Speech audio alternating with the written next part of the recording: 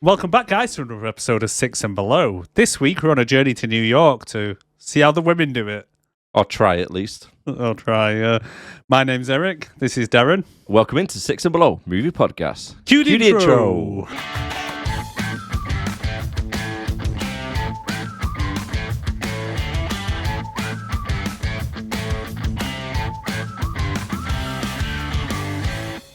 What have you been up to this week? Have you seen any films yourself?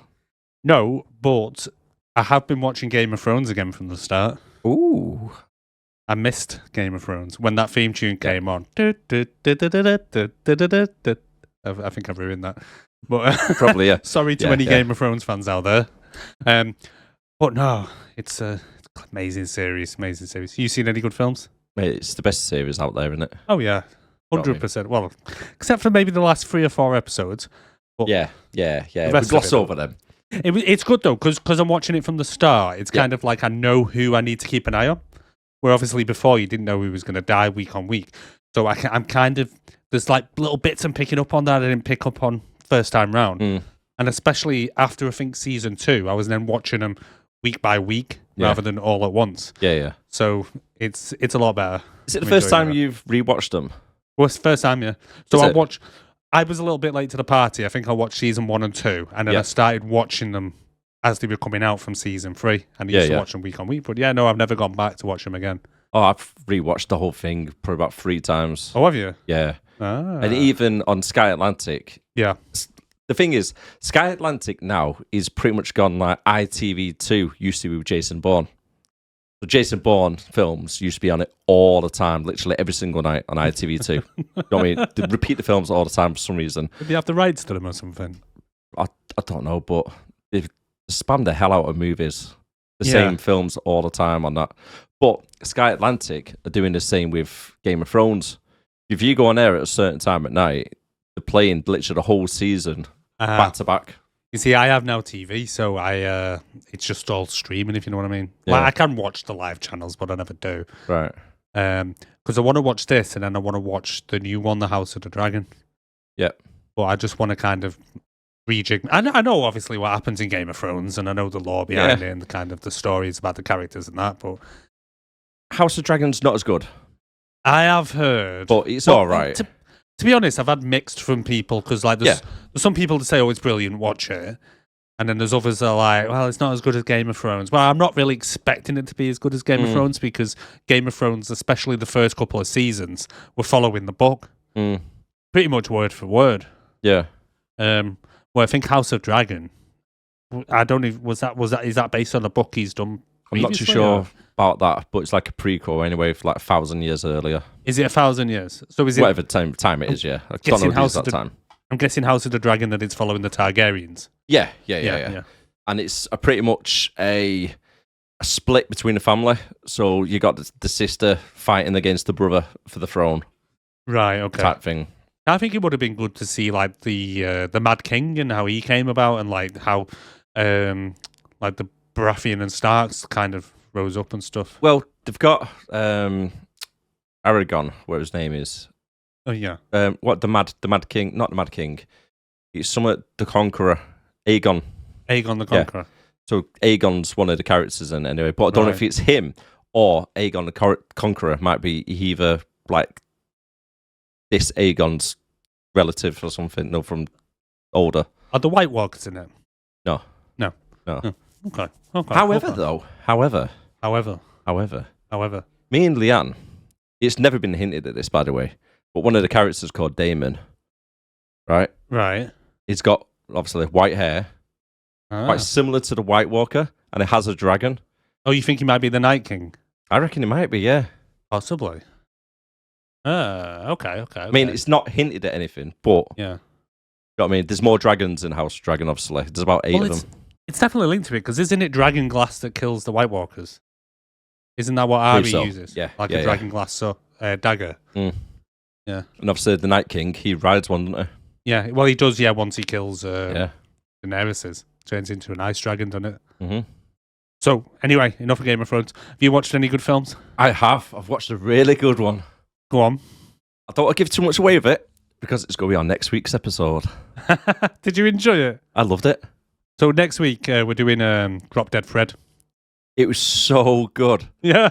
Honestly, right? It has aged fantastically. Oh, Rick Mail, mate. CGI, Such a legend. CGI is not great. Yeah. 'Cause obviously, you can see like the green screen around it and stuff. When did it come out? Was it like 91 or something like that? Something like that, yeah. Yeah. But yeah, held up really well. Drop Dead Fred. I'm Wow. surprised. So join us next week for that. Take care, guys. Definitely. Yeah. Oh shit, we still got good. Madam Web, haven't we? Yeah, it's good. Unfortunately, I just want to go home now and watch Drop Dead Fred. it's great. It is. Oh, that was probably one of them films when I was a kid where it's like I really shouldn't have watched it as a kid, but I did. Yeah. And I loved it. Yeah. But the thing is, because I've not seen a film for probably 15, 20 years. Yeah. I couldn't remember any of it. So it was like watching a new film. And like you say, it held up really well. I'm trying to think. I think the only bit I can remember, doesn't he walk through the house with dog shit on his shoes? Yeah. Yeah, I remember that bit. Dog shit. Dog shit. Put it on the couch and all sorts, doesn't he? Yeah. Yeah. Yeah, that was good. Legend, mate. Legend. Yeah, he is. He's great. I was gutted when he died. Yeah. I was gutted. Getting on him quite a while now since he died, didn't he? 15 years or something? Is it not how long it's been? Reckon so, yeah. Jesus, yeah. Loss, comedy legend, mate. What a loss. Definitely. Right, do you want to get onto this one? We can do, so the old Spider-Man brothel, as I've been calling it to me, missus. Yeah. Hannah said, do you want to watch? I said to Hannah, I watched that Madam Web, and I was like, you never guess what? I was right. She was like, what? I said, it is about a Spider-Man brothel. I said, she's a madam, and each of these girls are the old spider prostitutes. No, definitely is, mate. Definitely is. Honestly. But yeah, it's one of them, innit? Yeah, it is. It is one of them. Anyway, we'll get into it as we go along. But yeah, click quiz. Click quiz. Go for it. Yeah, let's do the click quiz. Yeah. If you can guess what film this is, starring one of these lovely ladies from this movie, let us know on 6andbelowpodcast@gmail.com. And you can like and subscribe and comment below if you're on YouTube. And if you're on Spotify, leave us that 5-star review. Perfect. And thank you for watching out for Pete. He's like a little brother to me. How's the shop? The shop is, it's good. It's good. Yeah?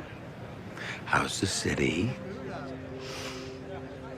It's different than I expected, but it's not here. Right. It's a little bit more trickier this time. Okay. I think I know who the actor is. But I'm not sure I know what the film is, but I'm going to take a wild stab in the dark later on. Right. But if you think you know, like we say, leave a comment below. We'll reveal all at the end. See, I went for a little bit more trickier one. Yeah. However, with the actor that I've used it with, there's a big clue. Okay. Right. So, just trying to help people out. Right. Right-os? Yeah, go right ahead, my friend. Yeah, may as well. Released in 2024. Runtime is 1 hour and 50 minutes. IMDb rating, 4. 4? 4. How? 4. I mean, 4. I would say they're being a little bit harsh, but I kind of think they are, to be honest. You reckon? No, I can see why. But I'm just wondering if it's maybe fanboys that are kind of review bombing it a bit. I don't know. Well, let's just say this. Out of, what's this number now? This is number 45 episode. Is it? Yep. Episode 45 already. Jesus Christ, where's that time gone? We've only got one other film lower. Oh, Dragon Ball. Which is a 2.5. I'd watch this over Dragon Ball. The other, number 4. Yeah, go on. Is Street Fighter. I'd watch Street Fighter over this. Oh, yeah, definitely. Definitely. Right? And then you got Super Mario Brothers at 4.1. So it's lower rating than Super Mario Brothers. And when we say Super Mario Brothers, we mean the Bob Hoskins one. Yes, the awful one. That other guy. I can't even remember his bloody name, but that was a terrible fucking film. It was awful. But it got higher rating than this. How? I don't know. Well, by 0.1. Yeah. Still higher? Well, Still higher? 10% if you think of it as 100. What are the Rotten Tommies? I'm curious to know. Well, Metacritic, 26. Yeah. Rotten Tomatoes, critics, 11. To be honest, I thought the critics would have been higher and the audience would be where it's being panned. What's the audience? Audience, surprisingly, 57. Oh. See, that's the realm I would have put it to on IMDb. Like, maybe like... 5.7. 5.7, yeah. Wow, that surprises me. Budget, 100 million. Right. Box office gross. Sorry. They spent $100 million on this film. It's quite cheap, that, to be fair. Yeah. But it is Sony. I know it's Sony, but $100 million... Where have they spent that $100 million? I don't know, because nothing happens. No, and the crashing cars into bloody buildings. Yeah. What? I'm just trying to think now. I'm running the film through my head, trying to think where the hell have they spent that money? I don't know. I think Dakota Johnson got about 5 or 6 mil for it. Yeah. But I'm guessing the other girls didn't. Nah, they would have got like 2 each, I reckon. If reckon? That. Yeah. How have they spent that much money? I'm curious to know. Crazy, isn't it? It is crazy. There's not a lot of scenes that they go to either. No, that's why I'm wondering. How much is a plane ticket to Peru? Depends if you're avoiding somebody. That's well, yeah. That's even if they actually went to Peru. They probably didn't even. But anyway, like, I'm just trying to think the CGI in it. There is CGI in it, but it's pretty subpar for. Oh, it's not great CGI. No, not for 2024. No, and not for 100 million. No. Okay, that surprised me. Go on. Hit me with the box office. I'm guessing lower. What you go guess at? 100 mil, Madame Webb. Shit film, rating wise. I'll be kind. 75 mil global. Okay, that's a little bit lower than what it was actually. Oh, okay. 98 million. So it still made a loss. Yeah. Quite a big loss if you think about commercial and box office and whatnot. Yeah, marketing and box office taking that. Jesus, yeah. Oh, not too great. Yeah. But however, with a 98 million box office gross, it was still ranked. Obviously, the year is still young. Yeah. And there's still time to go for the money to be raised. Yeah. It was ranked 25th. So far this year? Well, what's number 1 so far this year? Number 1, surprisingly. Deadpool. No. Oh. Surprisingly. Beetlejuice. Nope. Inside Out 2. Really? Yep. Really? 1.6 billion. 1.6 billion for Inside Out 2. It is good, to be fair. I've not seen it, but they brought it out in the summer holidays, didn't it? So that's all the parents taking them with their pocket money. If you think about it, it's not been out long. No. And it's made 1.6 billion. Ooh. Deadpool and Wolverine, which had a bigger hype, is second place with 1.3 billion. And then Despicable Me 4, 940 million. People are still watching them Despicable Me's. Yeah, we bought it as well. How much can you get out of a Minion? I mean... You're making a lot of money, mate. Don't forget, you got the 4 films. And then you got Minion films. The Minion films. There's 2 of them in there. Yeah, so you're probably looking at about 6 or 7 films altogether. Is that Rise of Gru is one as well, isn't it? I think it's Minions. Minions 2, Rise of Gru. It's like them Ice Age movies. I never rated them, and they just never seem to stop. But kids love it, man. It does. It does surprise me. The thing is, though, right? Don't you think it's mad that nowadays films are making over $1 billion gross at the box office? It's crazy, isn't it? It is madness. Now, I can't tell whether that's because I don't know. More people are going to the cinema than ever, and obviously, the prices are higher, but inflation as well. Mm-hmm. They're expensive, in it, cinema. But some of the budgets they put on these films now, especially like if you go to like the Odeon around this neck of the woods. Yeah, if family of 4, it's 60 quid. Yeah. Easy. It's ridiculous. Especially like the one where we are in, like, Warrington. That's because that's an Odeon Lux, and because you get the recliners and stuff like that. It's like 17 quid a ticket or something daft. Yeah, it's dear. It's dear. It is a D a night out. Well, we've been buying them off Sky instead. So we've bought the Inside Out 2 and Despicable Me 4. You know that comes out on Disney in like a week, right? Yeah, both of them have as well. I saw Deadpool as well. Yeah, Deadpool's coming out soon. Yeah, comes out soon. Oh, no way.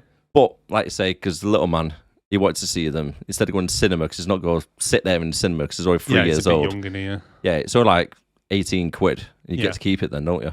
Well, yeah, there is that. Yeah, So, 18 quid to keep it, or 18 quid each to go and watch it one time on a big screen. Yeah, exactly.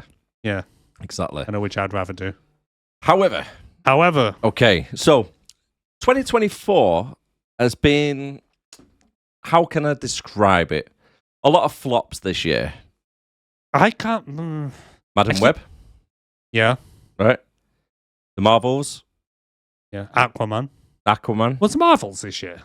Was that not the end of last year? I can't remember. We went to see it. When was it? We went to see it. It was last winter, wasn't it? It might have been the end of last year. I don't know if it was the start of the new year. After Christmas. Remember. Honestly, that seems so long ago. Oh, it does. But yet, somehow I can't believe we're in September. Yeah, it's gone fast. I can't believe we've been doing this for a year now. Crazy, isn't it? Absolute crazy. So, this year has been a record, really, for flops, for big budget films. Has it? Yeah. So, obviously, Madam Web, as I said. Yeah. 2 other films, what have been getting panned really, really bad in the box office. Oh.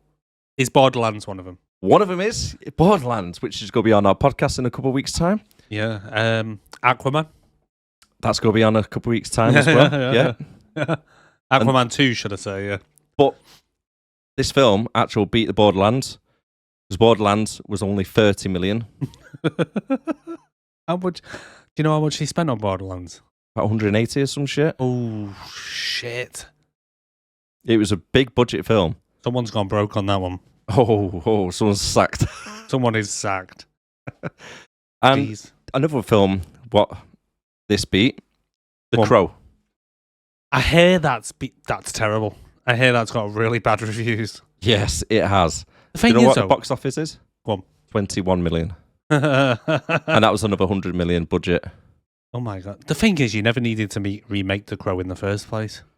A lot of people have been saying that, because you got a lot of like die-hard fans of the original Brandon Lee, which is a fantastic one. Because that's the one he died in, wasn't it? Yeah. However, you need to kind of realise, since the original Crow, it's been about 5 films. So people can't be like kicking off saying, "Oh, you're replacing the original Crow." Well, they replaced him halfway through the original anyway, because he died. Oh yeah, true. Halfway through the filming. So yeah, you can't use that argument, guys. Yeah, you can't. You can't. Literally, you can't. But yeah, loads of people have been kicking off saying, because like the original Crow pretty much went straight into all the action, where he goes into the Crow and wants to get revenge and does whatever. Whereas this one, literally, they build up the character for 45 to 50 minutes before any action happens. And they don't actually build a rapport for the characters. So you're not asked if they're dead. Oh, like, I hate it when they do that. The thing is, though, controversially, I never really rated the original Crow anyway. I liked it, but I've not seen it for 20, 30 years. I haven't. I used to have it on DVD. Because when I first got with my wife, she was like, "Oh, I love The Crow," so I bought yours and watched it, and I was like, "Oh yeah, I love this film." Not really. Anyway, so shall I move on to the cast? Yeah, go for it. Yeah, so this film was directed by a lady called S.J. Clarkson. Now, looking on her back catalogue, it seems to be mainly like TV work. So she's done some episodes of Life on Mars, Orange is the New Black, that type of thing. But it just seems to be kind of all TV work. A lot of the ultra women only type casts. Yeah, kind of. There's one here, though, where it says unaired Game of Thrones prequel pilot. Okay. She was the director of that. It's a TV movie. Collateral miniseries. But yeah, there's quite basically all TV from what I could find out. Yeah. Writers-wise, now the writers kind of don't give me a lot of faith, and I can kind of see why this film kind of flopped a bit. Because we have 3 writers. So we have Matt Shazama and Burke Sharpless. Now, they pretty much worked on the same projects together. So they've done this. They've done Gods of Egypt, which has a 5.4 on our list. Yeah, they've done the Power Rangers movie from 2017, which is a 5.9. On our list. Morbius, on our list, 5.1. And that's kind of all they've really done. Other than it says here that they developed and was kind of written by the Lost in Space TV series, which is a good series, to be fair. That's 7.3. Yeah. But other than that, they've done a lot of flops. And then the third writer is a woman called Claire Parker. And this is literally the only film she's ever written. And she's screenplay. Right. Yeah. She's done mainly producing work. So if you got an unexperienced director and shit writers, this is what you come out with? Pretty much, yeah. But the thing is, why did he keep giving big budget films to inexperienced directors and so on? That's crazy. Seems to be a trend recently. It kind of feels more like a diversity pick instead of going off their credentials. Yeah, it kind of does, and it should be really. If you're a studio and you're going to be giving 100 million to someone, you know, I'm sure there's plenty of women or ethnic diverse people out there that have actually done good projects and stuff like that. But they just seem to be giving it to these random people who even have had previous chances before and cocked up. Yeah. Now, don't get me wrong. The director of this, she's got a lot of experience in telly. Now, I'm not clued up enough on it to kind of be able to say, well, the difference between telly and it's a different ball game. I imagine it is. I imagine there's a lot more work that goes into it. And bigger sets. Well, yeah, bigger sets and so. Well, yeah. Well, you know what I mean? Maybe sometimes, but you never know because, like, some TV series, they have Game of Thrones, massive budgets and so on. But it's mainly more towards the writers now. Like this Claire Parker, for instance, this is her only writing credit, like I say. But why is she involved in it?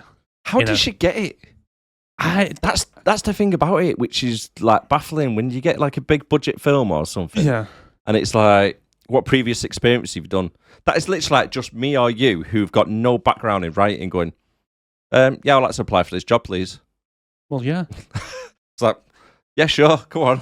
It's for instance, it's like you've got. Obviously, I've mentioned she's got a writing credit for Madame Webb, but then you've also got like before this she was a producer, but she's not done much producing work. She's done Life on Mars, Spooks, something called We'll Take Manhattan, which was a TV movie, and she was an executive producer, and then Anatomy of a Scandal, which is a TV miniseries. I've got a feeling this is more of not what you know, but who you know. Probably. Now, obviously, with it being a writer, you don't know how much they may have wrote the whole thing, or they may have just changed certain bits in it to clean the script up. You just don't know. And unfortunately, I don't have time to go that depth into it. But then you look at the other two writers, and you look at their past experience and the ratings they get with, like, they've had Gods of Egypt, like I say, which looks fairly big budget. I think it had Gerard Butler in it, and so on. Yeah. And then even so much as Morbius, which wasn't that another Marvel film? Was that Jared Leto? So I don't know not Jared Leto. It wasn't Jared Leto. It was Oscar Isaac, was it? Or was it Jared Leto? Oh, it was Jared Leto. Yeah, sorry, Jared Leto. See, I don't know if it was a Sony film that. It might have been. Yeah, I think it was Sony associated with Marvel, like this is. Yeah. And then the Power Rangers. How do you go and fuck up the Power Rangers? I liked it, I've not seen the latest one, the 2017. It's good. It's surprisingly good. 5.9, considering, but still. So anyway, moving on. So cast-wise, we've got Dakota Johnson as Cassandra Webb, Sydney Sweeney as Julia Cornwall. We've got Isabella Merst as Anya. I'm not even pronouncing that surname. Celeste O'Connor as Mattie Franklin. And then we've got Adam Scott as Ben Parker, Emma Roberts, Julie Roberts' niece, and Eric Roberts' daughter, as Mary Parker. And then the bad guy in it, Tahir Rahim, is actually, I didn't actually get his name through any of it, Ezekiel Sims. Yeah, Ezekiel.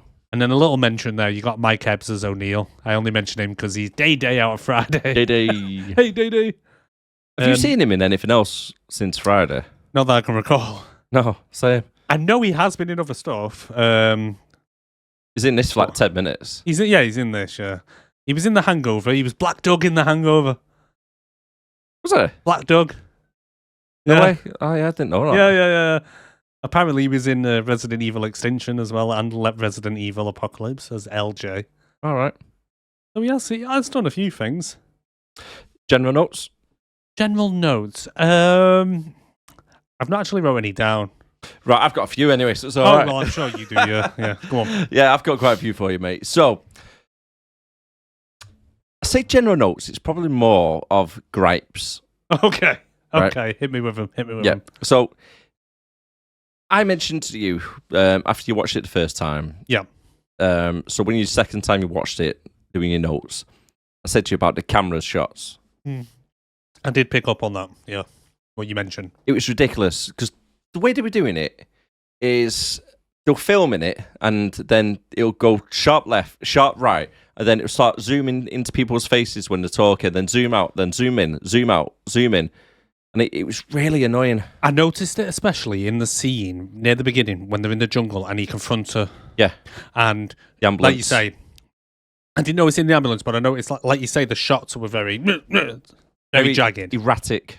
They were erratic. But I think what they were trying to do, because the scene was kind of erratic, I'm wondering if they're kind of trying to use a technique there to try and make the audience feel a bit more unsettled, a bit more erratic with the motions, maybe. No. But it didn't really pull it off. I'm not saying it worked. I'm just trying to get into the mind and think of what they might have done. I was expecting the camera. You know, you see on them spoof things where it zooms right in the headbutts them. Well, that literally happens on one point. She closes the ambulance door, and it looks like she just closed it on the poor cameraman right in his face. He's like, black eye, Jesus! I was expecting her to open it and go, sorry. Second bit. Yeah. Right. Can we just throw the ages out there for all these actresses? Yes, actually, I do have a general note. right? Because, okay, guys, if you've never seen this before and you're not aware of these actresses what are in here, yeah, right, they kind of, how can you say, kiddify them? Yes, they kind of jailbait them a little bit. Yeah, really bad. Especially Sydney Sweeney. Yeah. Now, I'm going to just put a picture up here of what she looks like in the film. You can see her right here now. This is what she looks like. She looks young. She looks like a schoolgirl. Now, this is Sydney Sweeney in real life. Yes. How she looks in every day in 2024, the same year this came out. Yeah. And you tell me there's nothing wrong with this. Because how old is she, Darren? Okay, so Dakota Johnson. Yeah. Is 35. Right. And she's 30 in this because she's born in 1973 and it takes place in 2003. So she's 30 in this, yeah. Right. Yeah. Sydney. Yeah. Is 27. Yeah. Right. But she's portraying a 16-year-old. Yes. Right. And then you got... And that's 16 is... Because did they mention the ages in it? No, they just say teen. They made them very young. They look very young anyway. Yeah. Matty. Yeah. She's 26. Right. And Isabella's 23. Right. Isabella does look quite young. I'm just looking at some pictures of her now. She does look quite young anyway. But you mentioned this to me a while back before we even watched the film about Sydney Sweeney, and I just watched the film and I'm just like, no. I mean, we've got a movie poster behind us now, right? Yeah. And Sydney Sweeney looks like she's about 28, doing the cosplay, looking all right. She looks, if you listen on Spotify, she looks age appropriate. Yeah. Above us. But it's really, I know they've done it in films in the past where, you know, like back in the day, like Saved by the Bell. Like, yeah, like Saved by the Bell. Saved by the Bell when they're all like in the 30s. But it was different back then. I don't know why, but this just really hurt my feelings. I think because we was watching Saved by the Bell and other films, we was younger at the time. We were kids, yeah. So we were like, say, 18. We were like, was it a 30-year-old playing 18-year-old? Yeah. It's like, that's not right. Now this has gone the other way around, hasn't it, in a way? Problem is, just, like, especially with Sydney Sweeney, they just make her look so young and childlike, and you're just like, that's a 27-year-old woman. Mm. It's wrong. Yeah. Anyway, anything else you want to add? Yep, Cassie. Yeah. It's just annoying. Oh, yeah. Right. Madame Webb. Yes, she's annoying as fuck. A complete miserable bitch who just dawdles around all the time with no rush in her whatsoever. I'm getting the sense, the Spidey sense, You don't like her very much. She's useless. She's fucking useless. Literally, right? Madam Web, right? She don't. No one actually calls her Madam Web, so I don't know why the film's called Madam Web. I don't know either. I'm assuming it's something from the comic books, but like you say, not once in this film has anyone call her Madam Web. No, not once. Is it a coincidence that her surname's Webb? Yes. Right. Okay. Well, I'll accept that. Exactly. What's the coincidence on that? A mum goes to the Amazon jungle to try and find a spider. What's your surname? Webb. Yeah. No, okay. Yeah. I've just thought of a question. Sorry, if you don't mind me. Go on. Who's her dad? We don't know. Okay. She's a back alley dumpster baby. Right. Like Family Guy. Yeah. Swinging around. Prom night dumpster baby. Yeah. Right. So, Madam Web, in air quotes, if you're listening, all she does to save the day is steal a car and run over Ezekiel twice. Yeah, that kind of sums up the film. So, should we move on to the awards? So, when the first trailer got released, yeah. Okay, the very first trailer that got released for this, like the preview trailer. Yeah. Right? It was that shit. Dakota Johnson. Is it Johnson? Anyway, Dakota. Yeah. Right? She fired her talent agent within a week. I am not surprised. It is Dakota Johnson. Yeah. Sorry. So she fired her agent within a week of watching the first trailer come out. She admitted she's never really watched any Marvel films. She doesn't have a clue about the characters. She's done no research into the comic books, what were available for her. She's publicly said she will never do another superhero movie again. So number 2 is out the window. Thank God is all I can say. Right. Now, a few issues with the plot. Go on. Right. So, I've got a lot to say about this film. I gathered that, yeah. A lot of gripes. It's usually me with a... I know, but it just frustrates me with... It's stupid things that they're leaving in the film. And it's like, we're meant to believe all this crap is just happening. For an example, how did Cassie's mum's research end up with Cassie? Right? Because as we talk about a little bit later on, they give birth in the middle of the jungle, the mum dies, the tribe people don't have a clue where she lives or who she is or anything like that. But you're expecting me, right? The tribes people packed up all her mum's research, left it all in pristine condition, took it to the orphanage with her, told the orphanage people, hi, this is Cassandra Webb. Right? Did they pick her name? No. That's what I mean. How do they know what the doctor's last name is, right? Where she lives or anything like that? Dropped her off at an orphanage, and then the orphanage people just went, do you know what? Yeah, you must be this name. I do have a possible answer for this, Grave. Possible. I may be misremembering, but obviously we'll need to discuss in the film. But when the mum gets shot, he comes out the tent, he shoots one person, shoots another person, goes over to her, and they struggle, and she gets shot. But as he starts shooting, there's people in the background who run off and scatter, and they're wearing the same kind of beige uniforms. So you think they might have came back and got... I think they might have came back to the camp later on and maybe give them the baby. But then, why would they get all the research together? You know what I mean? But that's again why I was asking who's the dad, because why didn't he just take them to the dad? Yeah. But then even so, she says later on that she's been in the orphanage. Yeah. Right?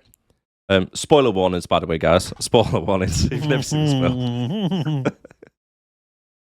Sorry, I got my full of monster. Yeah, spoiler warnings. Right. So I don't know why I had to say it as well. But even so, right, if you got the baby and that, you're not going to get all this, your mum's work research and take it with the baby to the orphanage and say to the orphanage people, here's her name. Can you make sure all this like research, this whole big suitcase full of stuff stays with her? Yeah. That is random. Right. Because you'd think that the research that her mum had done would maybe go back to whatever museum or whatever was funding the actual research in the first place, like that it would go to them and they'd keep it, yeah. in the records and so on. Not that it would go to her, but it goes back. We've had this in other films though, haven't we? We had it with like Daisy and Super Mario Brothers, Double Impact, yeah. Oh, Double Trouble. What's the double impact? Yeah, double impact. Double impact. Yeah, it I was. was calling it double trouble we both were. I can't remember. But yeah, we had that in there as well, where they both get dropped, especially like double impact when they get dropped off. One gets dropped off at a Hong Kong orphanage. Yeah. Yeah. Somehow starts speaking with a French accent, and they just happen to know what the names are. Well, the nun wasn't it? Answer the door. Like, what? Oh, it's French. Oh, bonjour, bonjour, hello. Right. But then, especially on Super Mario, because she gets left there, and they somehow know her name, even though there was no note. And then, that bloody thing, that necklace she has. Yeah, just keep it with her. Yeah, just keep it with her. Well, no, I kind of get that, but there are ways round it. But it is especially big, like you say, a big question as to why she would even have that research anyway. The last one. Yeah. My last little bit I'm going to rant about. Jesus. Okay. So the plot of this film. Yeah. Right? Yep. Ezekiel. Yep. He's running around trying to kill the 3 girls because he keeps dreaming about them. Yes. Right? If he left them alone, they would never have bumped into each other. Nope. They would never have got their powers that you don't see. And he wouldn't have died. Yeah, he wouldn't have. Because I was wondering later on as well, is like, so when we first meet him, he has these weird dreams about his death, like you say. But every time he goes to sleep since he tried to intervene, do his dreams update with how he's going to die? No, stay the same. That's weird, though, because then that's not how he dies. And Exactly. Yeah. But there are a few questions about that I'll come to when we speak to it. But the other one as well is, well, I'll probably discuss it when we get in, but how do the girls get their powers? We don't know. Don't know. We don't know. Because another spoiler for what we're about to discuss, this whole film seems like it's all a setup for the next film. They've done a Rebel Moon on us. They have. This is the Marvel version of Rebel Moon, people. Well, Sony. Well, yeah. Sony. In association with Marvel. If you've not seen Rebel Moon, don't. Good for you. Yeah, don't. Just save yourself Just 2 hours. But just that, the whole first one is just basically a setup for the second one. Yeah. If you want to know about Rebel Moon, if you check out our previous podcasts. Don't watch the film. Watch our podcast. Yeah. But I will warn you, we were about as boring as the film because the film was that boring. It was a difficult one. It was probably the hardest one I've ever done. Yeah. Now, I can chat shit for England. Yep. And I found that one hard to talk about. Right, shall we get on with the film? We may as well, mate. Right, 40 minutes in, we might as well get started. We're not getting any younger. Okay, it starts off in the year 1973, deep in the Peruvian jungle. We see some crazy woman taking photos of spider webs as the bodyguard starts to ask if she's close to finding the rare spiders. Did you see that giant mole on her face? I couldn't stop looking at it. I didn't notice it. She had a massive fucking mole or a wart on her face right here. And it just kind of, I was just like, moly. Austin Powers. Yeah, definitely. But she's there looking for a spider, but instead of actually looking for the spider, she just stands there taking photos of the webs. Yeah. With a big ass Nikon camera, just like, taking the same photo of the same web over and over again. And it's like, it's not going to make the spider appear, love. Nope. I don't think spiders are interested in cameras. And how would she know that web is created by that type of spider? Exactly. Doesn't make sense. It really doesn't make sense. But we get a little bit of an info dump, don't we, about if they get bitten, they can have superpowers, and there's a tribe called Las Aranas, something like that, with mythical spider people. Yeah. So there's apparently mythical spider people in the Amazon who bite themselves on purpose with a venomous spider, but the venom somehow gives you superpowers where you can climb up walls. Basically, it turns you into Spider-Man. Yeah. Amazon style. And not the shipping company. Yeah. the rainforest. Yeah, it wasn't in the Detroit warehouse. Yeah. Just mailing them out next day on Prime. But could you imagine that if Amazon made super spiders? Bezos would take over the world. Anyway, she's heavily pregnant, and I mean like literally about to drop. She's like 9 months. 9 months and a day. In the middle of the Amazon jungle, trying to find this spider for some fucking reason. And then instead of moaning about it, could the bodyguard not have just helped? Look, I mean, it's a spider. I mean, you've got the web there. How many places can it hide? Yep. But I mean, just like that, as Ezekiel, the bodyguard, yeah, goes back to the tents and starts rooting through her research, she Starts- finds it straight away. oh yeah, what are the odds? Yeah. He starts rooting through all her books and stuff, and pulls out his little kind of Soviet era spy camera, starts taking photos, and then he just says, "I found it, everyone! I found it!" And then he gets a bit shooty. Right. Right. What? Through this whole film, right? I don't know if you noticed it, right? Ezekiel, right?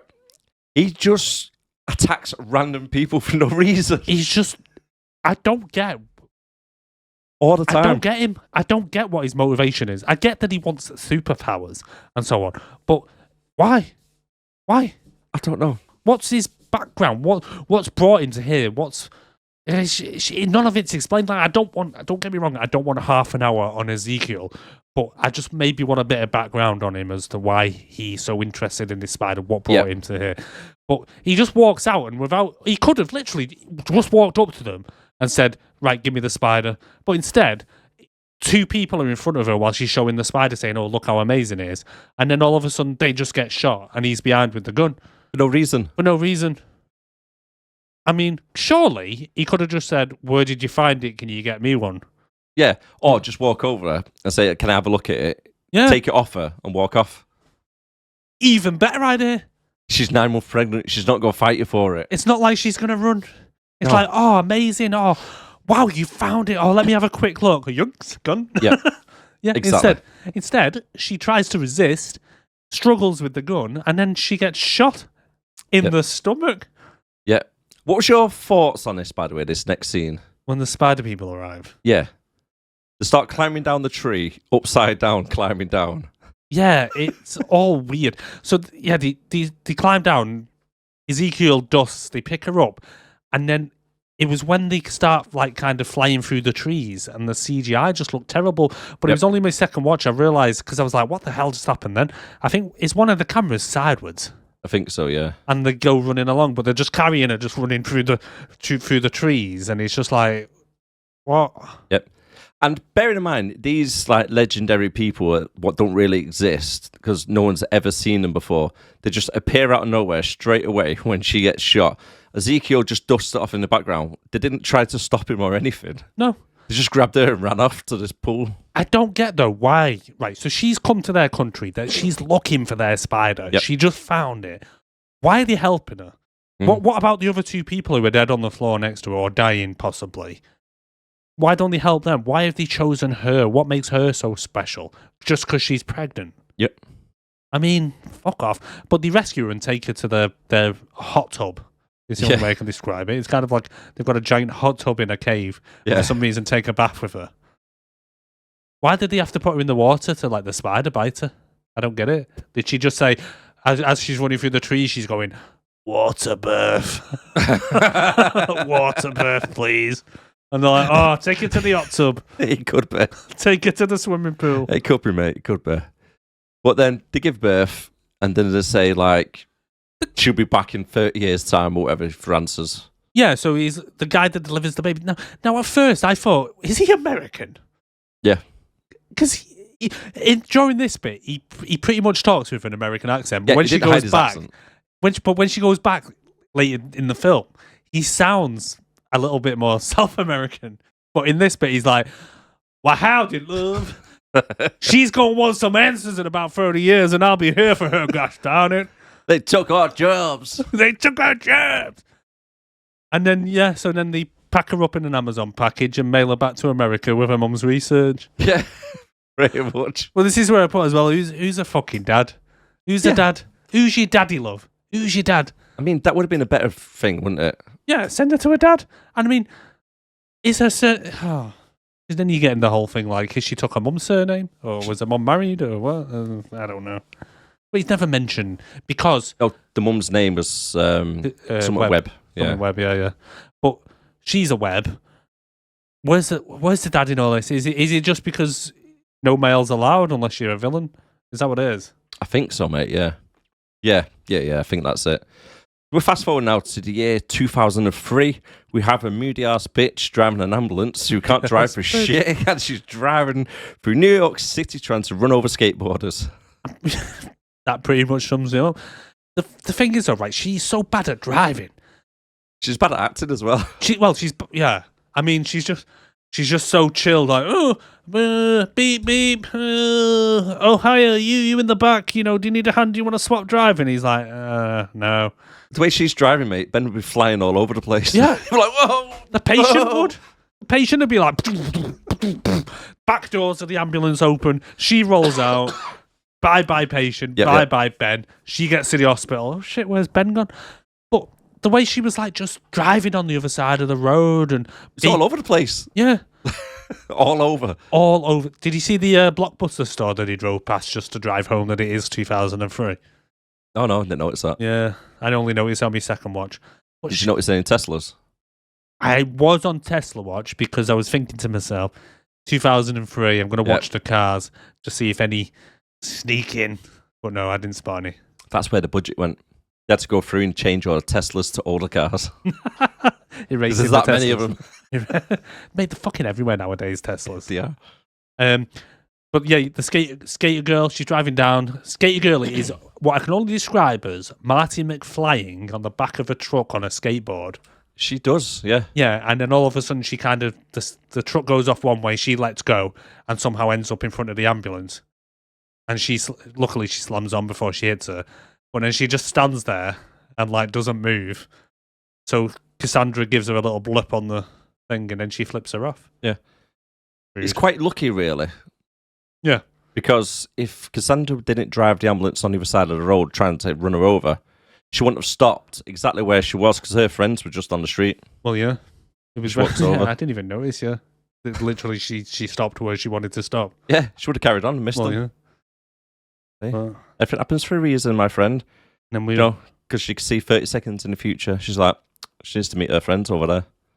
It is mad that she meets them all, like, beforehand, kind of, ish. I did like it, to be fair. Yeah. She's like subliminal. Or Subliminal. Whatever. Yeah. Like, I know it's obviously the, what's the black girl called? Matty. So I notice obviously Matty, and I notice in a minute you see whatever Sydney's one's called. Yep. But then I didn't notice the other one at first until later on when she says. But anyway, so now we're at the hospital. We've arrived, and we learn that she's moaning and moaning and moaning and moaning and will not shut the fucking moaning about having to go to a baby shower at the weekend for 2 hours. But then we learn that her partner Ben is actually Ben Parker.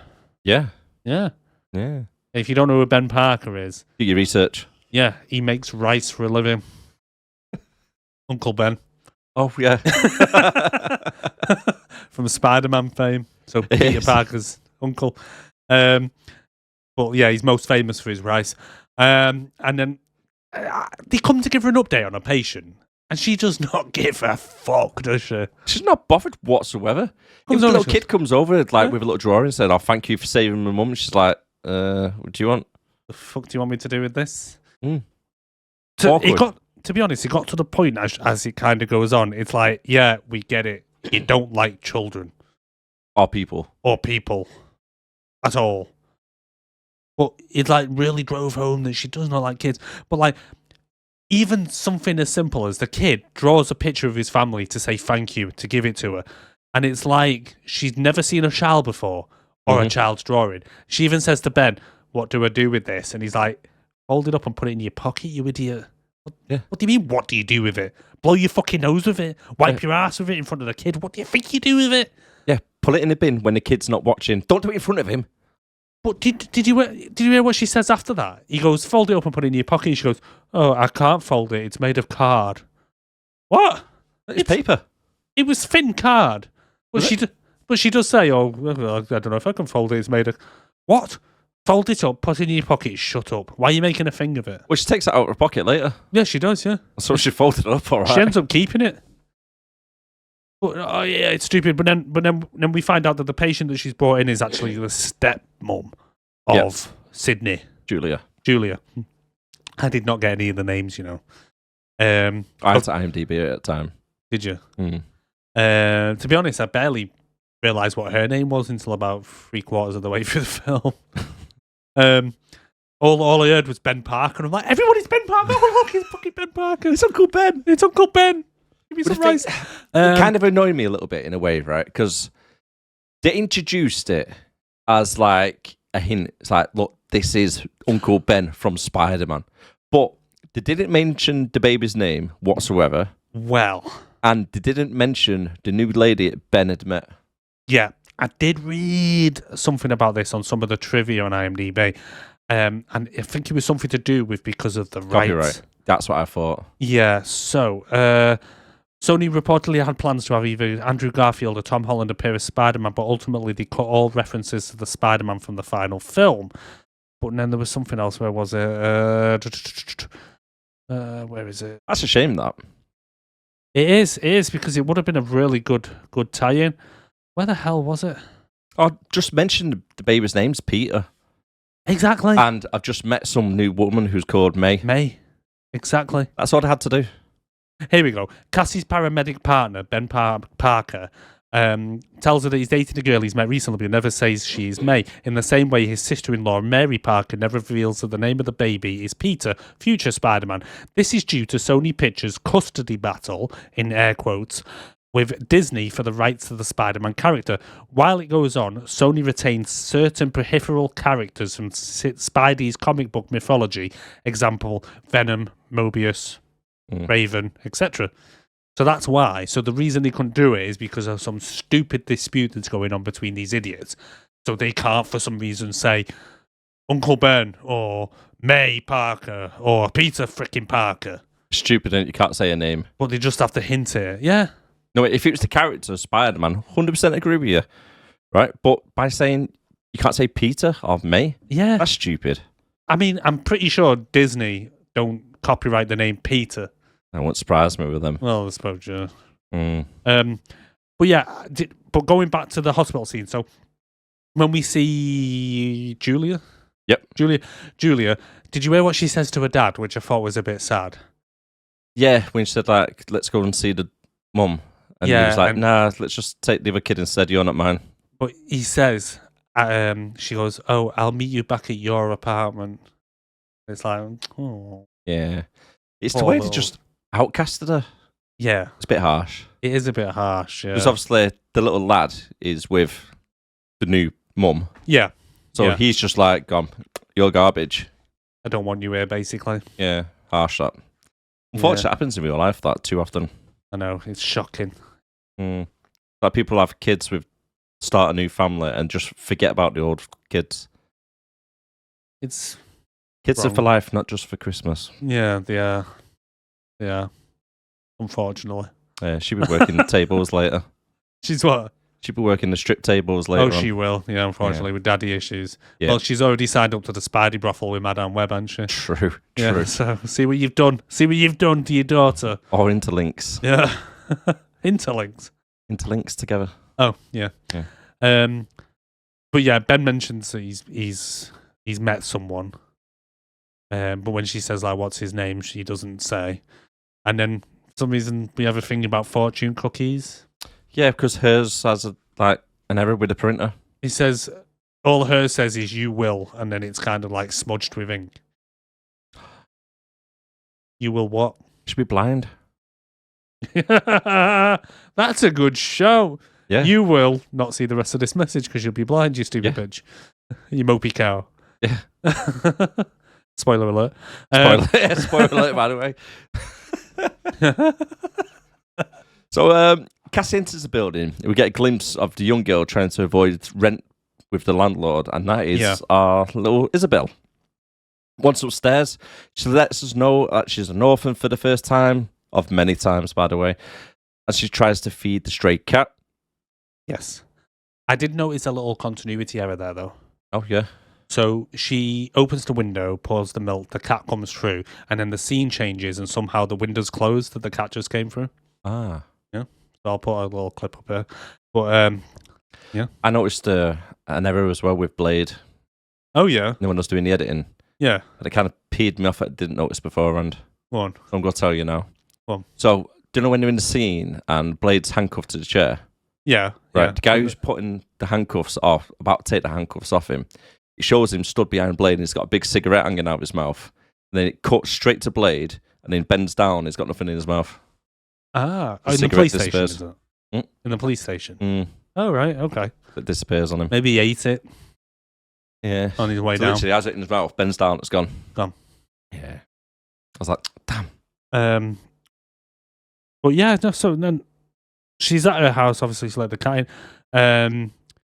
She then gets the picture out of a pocket that the little boy gave her and then goes to put it into what I can only describe as her memory box under her bed, which happens to have her mum's research in. Yeah. Which is this where I said, you know, wow, did she get the research and so on? But anyway, we've already covered that. Random pictures of the Amazon warehouse down the road. And then who took the picture of her mum taking a picture? Yes. So there's a picture of her mum with a big silver camera taking a photo, but then it's like taken from the side of her. So who takes a picture of someone taking a picture? Mm-hmm. And then did someone take a picture of that person taking a picture, and so on and so forth? I've got something else on that a little bit later on. Don't you worry. Okay. Yeah. Could it be with a certain selfie? Possibly. yeah. I think I might be on the same page. Possibly. Yeah. Do you think she's actually read that diary? About 1,001 times, mate. The thing is, though, if I had read that diary and it was about all these spiders and stuff like that, I imagine it probably would have intrigued me to maybe, I don't know, go to the Amazon, try and find this spider that her mum was kind of researching and so on. Or start a career heading towards that path. Yeah. You know what I mean? Be intrigued with it all. Because I imagine the research that's in that book is quite interesting. And valuable as well, I reckon. And valuable, especially when it comes to like superhuman spiders. Not superhuman spiders, but superhuman people who've been bitten by spiders. Oh, they're a myth, though. Well, are you going to trust your mum? Yeah, so then we come to a car crash on the bridge, don't we? Yep, we do. Yeah, and this is where like we have a load of erratic kind of filming scenes where she shuts the door and the cameraman, the poor bugger. Yep.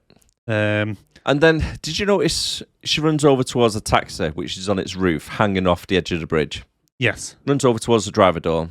Yes. Tries it. I can't get in. Then you hear the taxi driver go, "Oh, the door won't open." So then she runs around to the passenger side. But then Ben comes over as if it's like a jar of pickles, pops it open, no problem.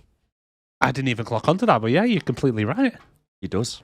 Yeah, because she ends up going through the back door, doesn't she, and climbs through into the passenger side.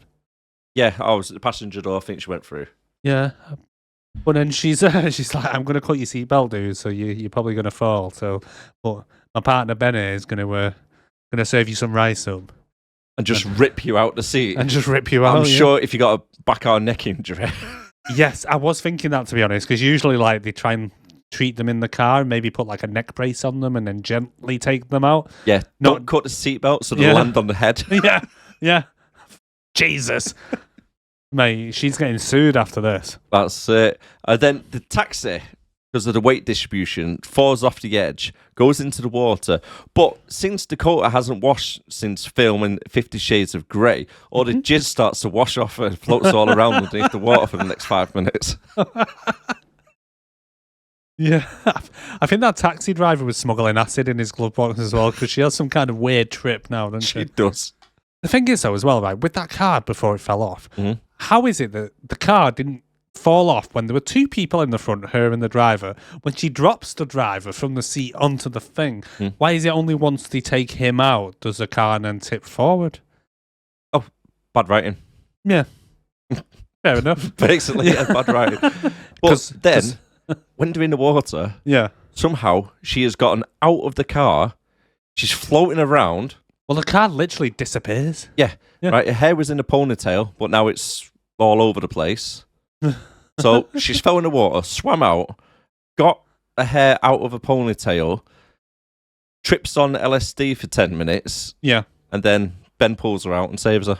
Yeah, she has a proper acid trip. Either like I said, there was something in his glove box or that water in New York needs testing. Someone's just dumped a load of chemicals in there. The thing is, though, right, I only noticed it on my second watch, but when she's in her little trippy state and the spider webs and stuff coming out and what have you, I never noticed until, like I say, the second watch, but it's all bits that are about to happen in the film. Yeah, throughout the whole film. Yeah. Like the letter P or some shit. Yeah, and like the blood on her hands and the girls talking and little things that happen throughout the film. Yeah. But yeah, she dies and Ben brings her back. But she doesn't want to go to the hospital. Right, so she's just literally died. She's had cardiac arrest. Ben's had to bring her back. And as a paramedic, you would think that she would know. If it was any other patient and they said, I don't want to go to the hospital, she would probably insist, like Ben does, you need to go to the hospital. Yeah. But yet she doesn't. And it's like, she knows best. Well, she's got dry clothes as well. She's got a super absorbent towel on. So Ben's Ben's checking her eyes and doing a O2 levels and stuff like that. They have a little thing saying, oh, my O2 level's going up. It goes back up to 89. And all of a sudden, it resorts back. Yep. A couple of seconds. And then Ben says the same thing as he just said then. And she's like, oh, I think I'm having deja vu. All that shit. And then it turns out she's having visions of the future, people. 15 seconds ahead, maybe? 15 seconds, yeah. Oh, geez. But yeah, it's that's her superpower, ladies and gentlemen. Yeah, so she can see into the future when it suits the script. Yes, only when it suits the script. Yes. Ezekiel now is still alive. Not and aged a single fucking day. Not aged at all. Even though it's been 30 years. Yeah. And he wasn't exactly as young as fuck when he was in the jungle. Yep. Exactly. Looks exactly the same. I think he's got one or two more grey hairs. That's about that's literally all they've done is dyed a couple of his hairs grey. And it's like, yeah, he'll pass for 30 years on. Because what was he at the time? He was probably like in the jungle. He must have been about mid-30s. With the spider, you don't age. Oh, do you not? No, that's why the tribe guy didn't age either. Oh, okay. It says it. Does it say that? Powers, yeah. Oh, well, how come she ages then? I don't know. How come she's still not a baby? That's true. Or does it just kick in when you turn 35 or something? Just flicking an umbilical cord at him. Yeah. Instead of webs.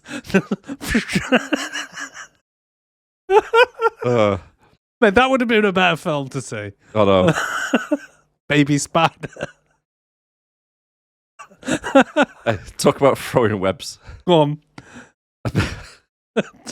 I bet during this, mate, you threw a few webs over Dakota. Not really. Have you seen it? Oh, was it Sweeney? Sweeney.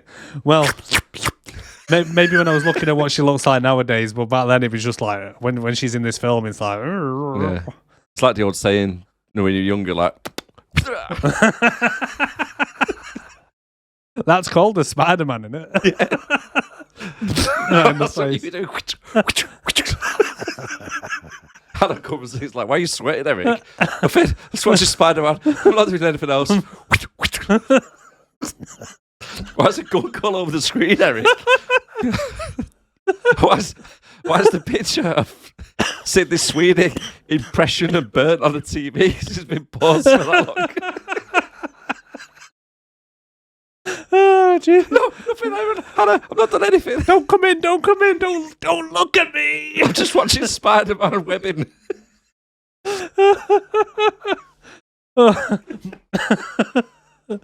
You've been watching me. Yeah, you left your FaceTime on. Oh, Jesus. So he's at the opera, and he sits down next to this woman, right? He teases her, like with a magazine. He passes the magazine, and she goes to take it, he pulls it back, and it's a brochure.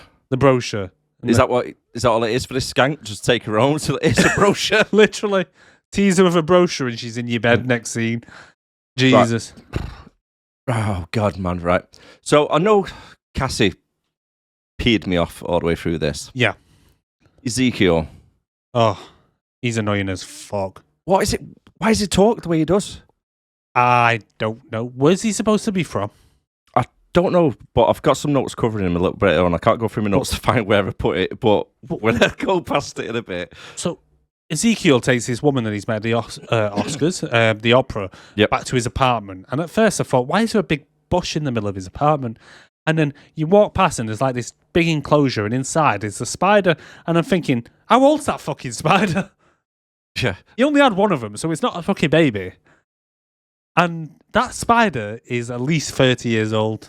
At least. At least. I mean... And after he gave himself powers, why has he kept it? See, that's the thing as well, because in his visions... So, I've skipped ahead a little bit here now, but he takes the bird back home, bangs her.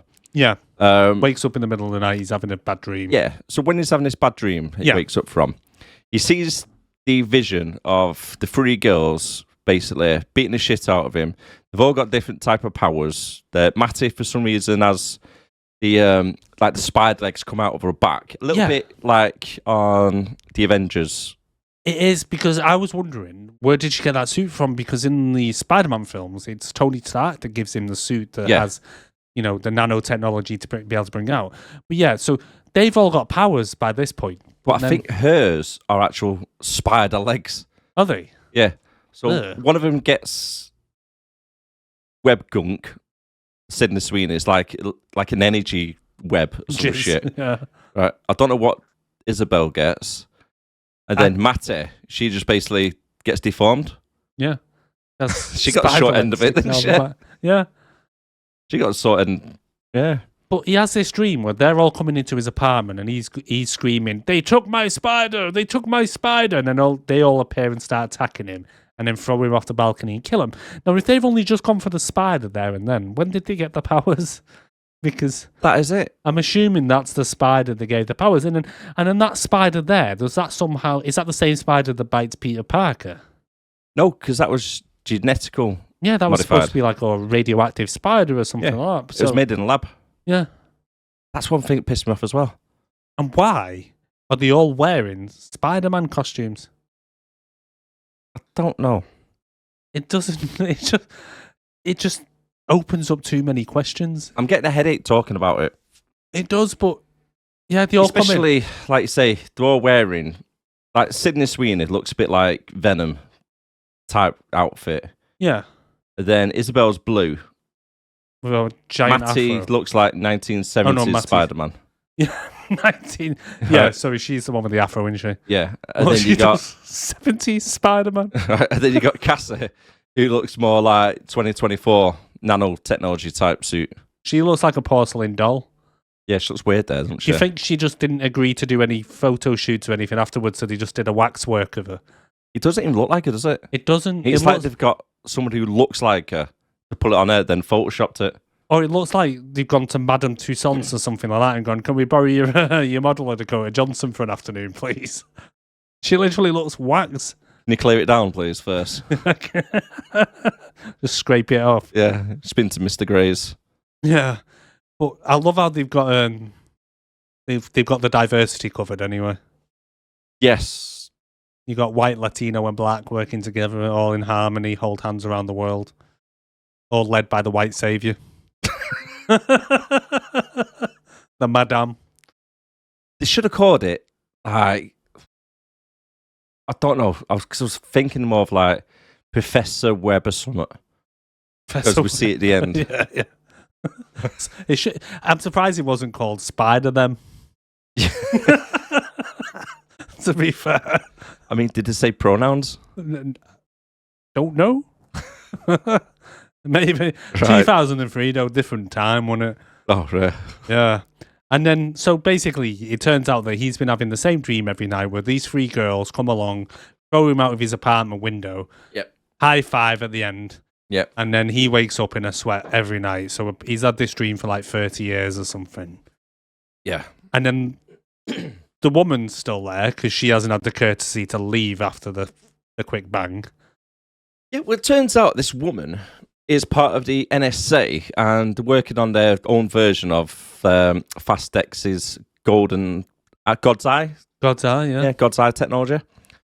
Because he's like, he's saying, do you know what it's like to dream about the same three places, people that killed you every night? And I hear, like, the NSA have that technology. And she's like, shit! Goes to reach to her bag to get a gun out. And he's like, oh, no. And then poisons her by holding on to her. Literally, he jumps from the other side of the bed, around the bed, because it comes from underneath her, before she reaches for the gun. Yeah. And poisons her. he's poisoned her by holding on to her because that's one of his powers. So you can hold on to someone and it fills them with poison. Mm-hmm. And then he steals a badge and then he asks for a password and he says, I'm going to kill you unless you give me a password. So I want to know, how the fuck in that moment does he remember her password? Not only that, mate, but we don't see how he actually breaks into the NSA headquarters, gets all the technology he needs, all the files, and then sets it all up. That's the other thing as well. So she gives obviously the access. So, like you say, he's either going to the NSA headquarters, wherever that is, to get the equipment, or he's hacking into it from outside. But I'm assuming that the NSA, when she either doesn't turn up to work for a few days, or a body is found after he kills her, that they don't just stop her access, maybe? You know, being the NSA. No such agency. Well, you know, they don't really do much in this, do they, the police, let's be honest. No, they really don't. But her password was Q920B375, and he's doing it during while he's trying to poison her and stuff like that. If it was me, I'd be like, hold on, let me get a pen. Jesus. Not so quick. You got 30 seconds yet before you die, so, you know, slow it down. Yeah, calm down, love. But the thing that pisses me off when shit like this happens in films is he just goes ahead and kills her anyway. How does he know she's not just giving him a random set of letters and numbers? Exactly. Why doesn't he just say, okay, stay there, I'm going to go and check this out, keep her captive, and then if it turns out that it's the wrong password, at least he's still got her there to like bitch slap her about a bit. But instead, he just kills her and just trusts that she gave the right password. Too much trust. Too much trust. So the next day, on the next scene, the life and soul of the party, Cassie turns up at Uncle Ben's for a barbecue. See when she walks in, everyone's like, hey, Cassie! Hey, Cassie! Whoa! Considering she hates people and doesn't like anyone, she's known by a lot of people. And everybody loves her. Everybody. She hates everybody, but everybody loves her. For some reason, Yeah, for some reason. And within seconds of being there, she makes things awkward as hell, insults the chef several times by being a cunt for Ben for no reason as well. Yeah. And she comes over. To be fair, though, right? To be fair to her, to give her the benefit of the doubt, she does come over. Day's there. O'Neill's cooking the burgers. And he has got some big-ass flames going over them burgers. Them burgers are going to be burned. And he is pressing them, and that's probably why it's causing fat. So kind of flare up. Sorry. I like my barbecues. So he is ruining them. So she is kind of right, but she doesn't have to be a dick about it. You don't go to the chef straight away and go, yeah, you've messed up them. What do you mean? Well, you're pressing them. Look at the state of them. Yeah. And then later on, she gets a beer, starts criticising Ben for not being allowed to have a drink. Oh, yeah. Oh, that was it. She has the first of the Pepsi sponsorships. Yeah. So she has a Pepsi and she's like I would with this monster can here if you're watching on YouTube. And she's like, oh, hi, Ben. You know, you okay? She's like, oh, why can't I have a beer? You know? She does. She holds it right up to her face. Right up to her fucking face. It's like, we need more of the Pepsi people to play in the bills around there. We want to keep the lights on, don't we? Show the Pepsi. But yeah, she's constantly criticising everybody. She's such a moaning bitch. She goes inside. She is. She really is. It's not just me saying this, by the way, guys. She really is a moaning bitch. She goes inside, introduces herself to Ben's sister, who's having a baby shower. Sister-in-law. I thought it was his sister at first, and then after I first watched it, I'm like, that's his sister. But then I was thinking, well, hold on, how does Peter have the surname Parker if that's his sister and it's not his brother? But then on the second watch, I realised it's his sister-in-law. Ah. Yeah. Right, so okay, that so kind of it's his brother with her. Yeah. Kind of does then, yeah. Yeah, sorry. Yep. So to get introduced for the baby shower, she sits down, everybody's having fun at the party, enjoying themselves. She's sat there like someone's just took a big shit on the burger. Yeah. She's spitting a piece of the cake out. People will turn around looking at her. The pregnant woman is playing like a little game, aren't they? So like reading letters out what someone's written and try and guess who writ it.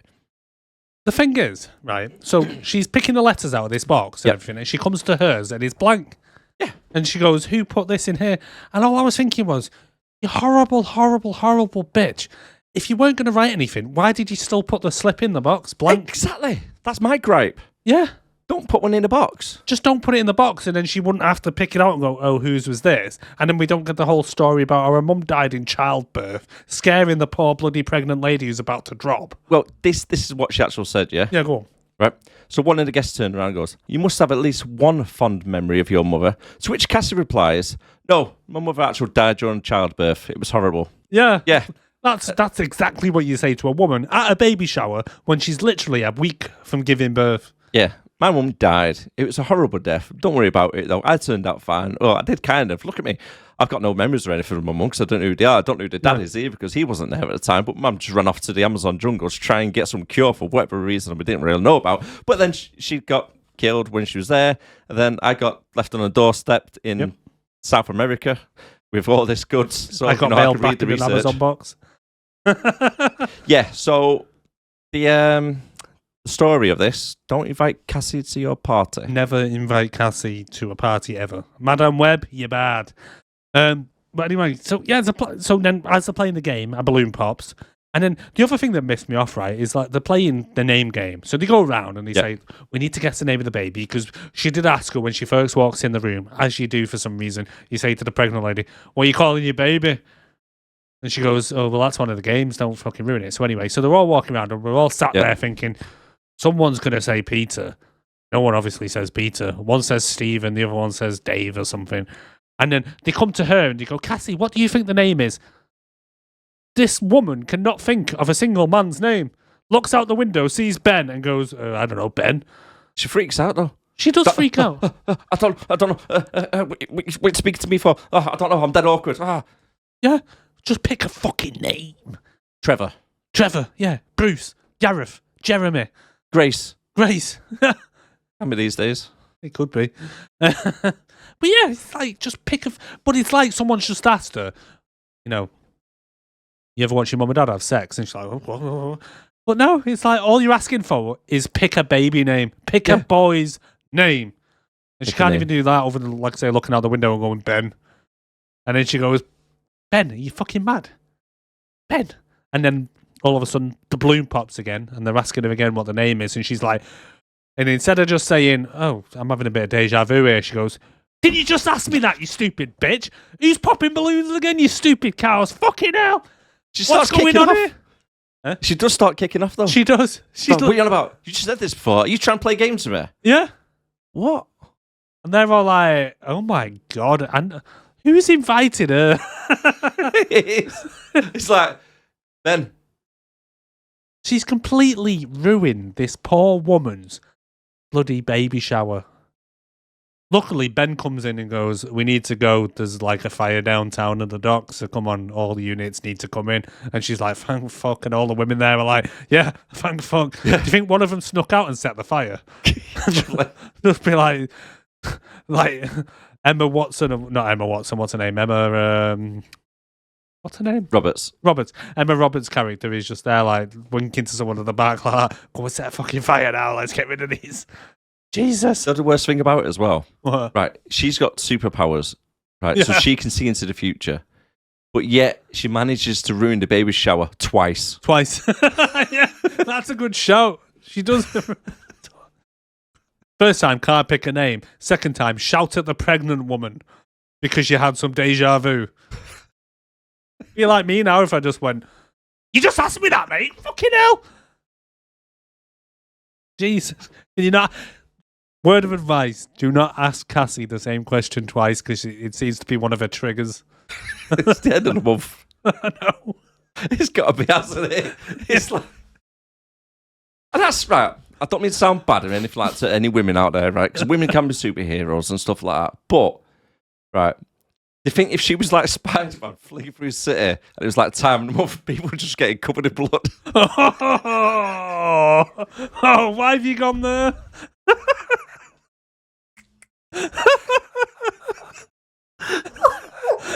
Oh, it's starting to rain. Hold on, why is it? What? Why is it red? Is it a bird? No, it's not shit on me. Is it rain? No, it's Spider-Woman. It's menstruating Spider-Woman. Oh, Jesus Christ. Oh, I'm sorry.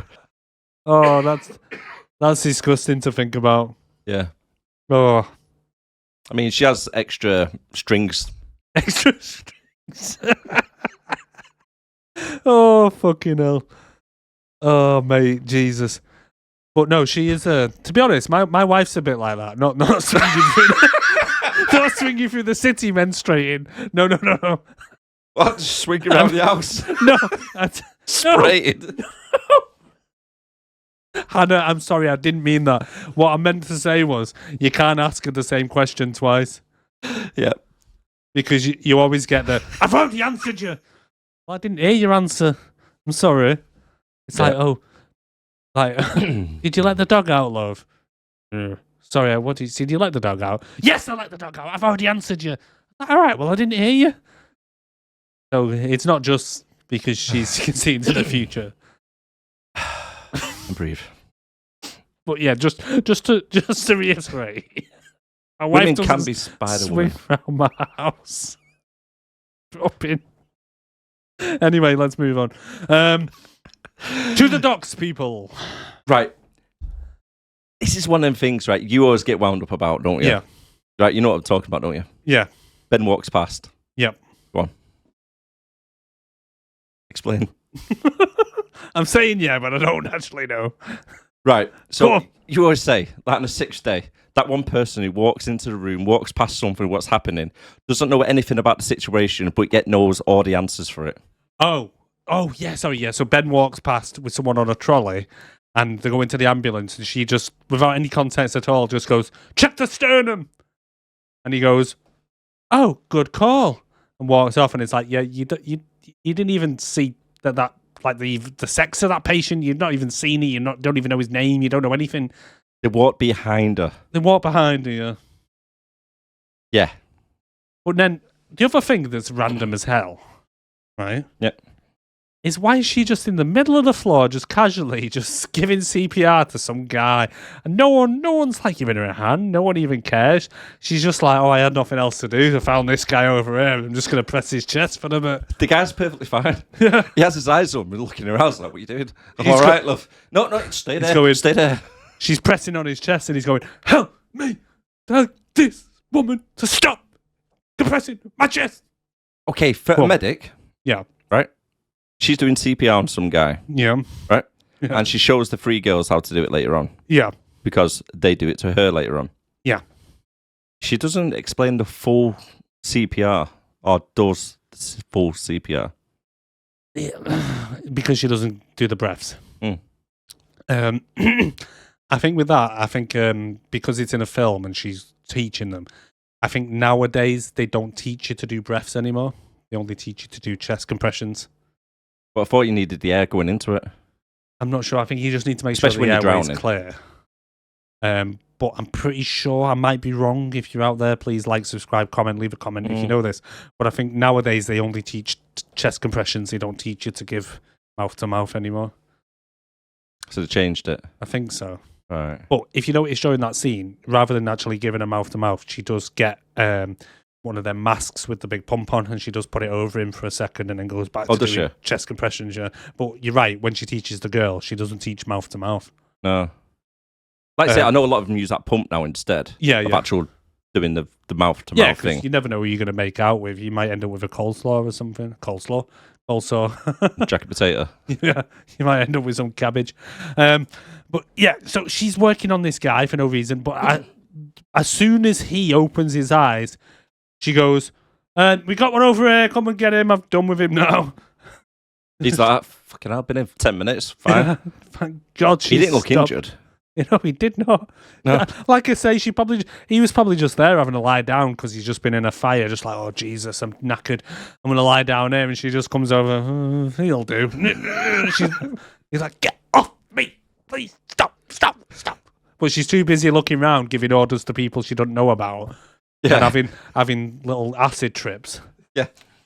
So then she starts tripping out a little bit, doesn't she? With a bit of deja vu. Yeah. Day turns up and then she has another she's having deja vu as well. Yeah, she's like 2 or 3 times, doesn't she, in a row? Yeah, because she keeps having the same vision of Ben keeps going past and saying good job, and then Day's coming over. O'Neill, should I say, is coming over talking to the guys about the firework factory being a health hazard, and then it kind of skips back again, and he walks back, and then all of a sudden she's got blood on her hands, and she looks down, and she's working on O'Neill, and then she sees a vision of a truck crashing. And then O'Neill then goes to get into an ambulance. Now, I know you mentioned before about Ezekiel, if he hadn't gone looking for the girls and so on, blah, blah, blah.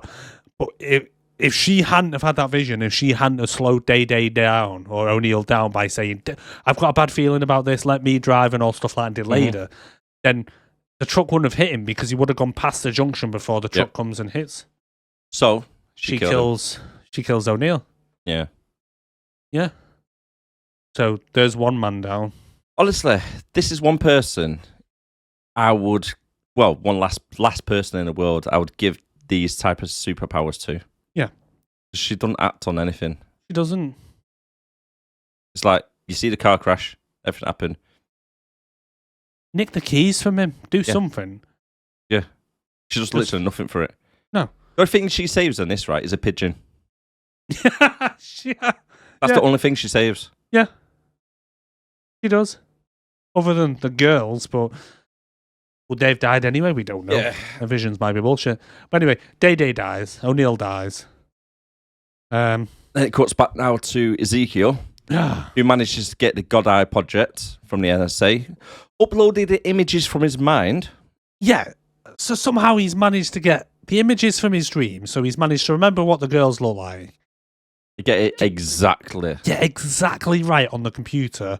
And then for some reason they think, oh, they may be a bit younger now than in your dream, so we'll de-age them to the freaking day. With the mask off. With the mask off.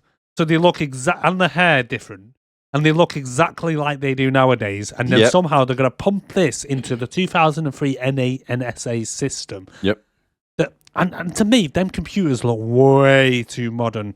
Back in 2003, you didn't really have flat screens. You had the big, big grey screens. Big fat fucking monitors. But then they've got this modern day setup with modern day technology and all stuff like that. It's just like, all right then. So where's he got that from? Yeah. Well, how do you get a perfect face from your dream? I see your face every week, and I couldn't go away and draw it. And I see you every day. No, I call have you definitely Arnold. Arnold, thank you. Yes, thank you, Arnold. Thank you for your input. Yeah. I'd have you. If I tried to draw you now, I'd have you looking like some kind of weird homunculus. You'd probably look like Sloth. Yeah, from Goonies. Yeah, or a Sloth. Both a mix, some kind of hybrid. I can't draw for shit, mate. Honestly, I try to draw a fucking horse. It looks like a cow. Horse, cow, or a donkey.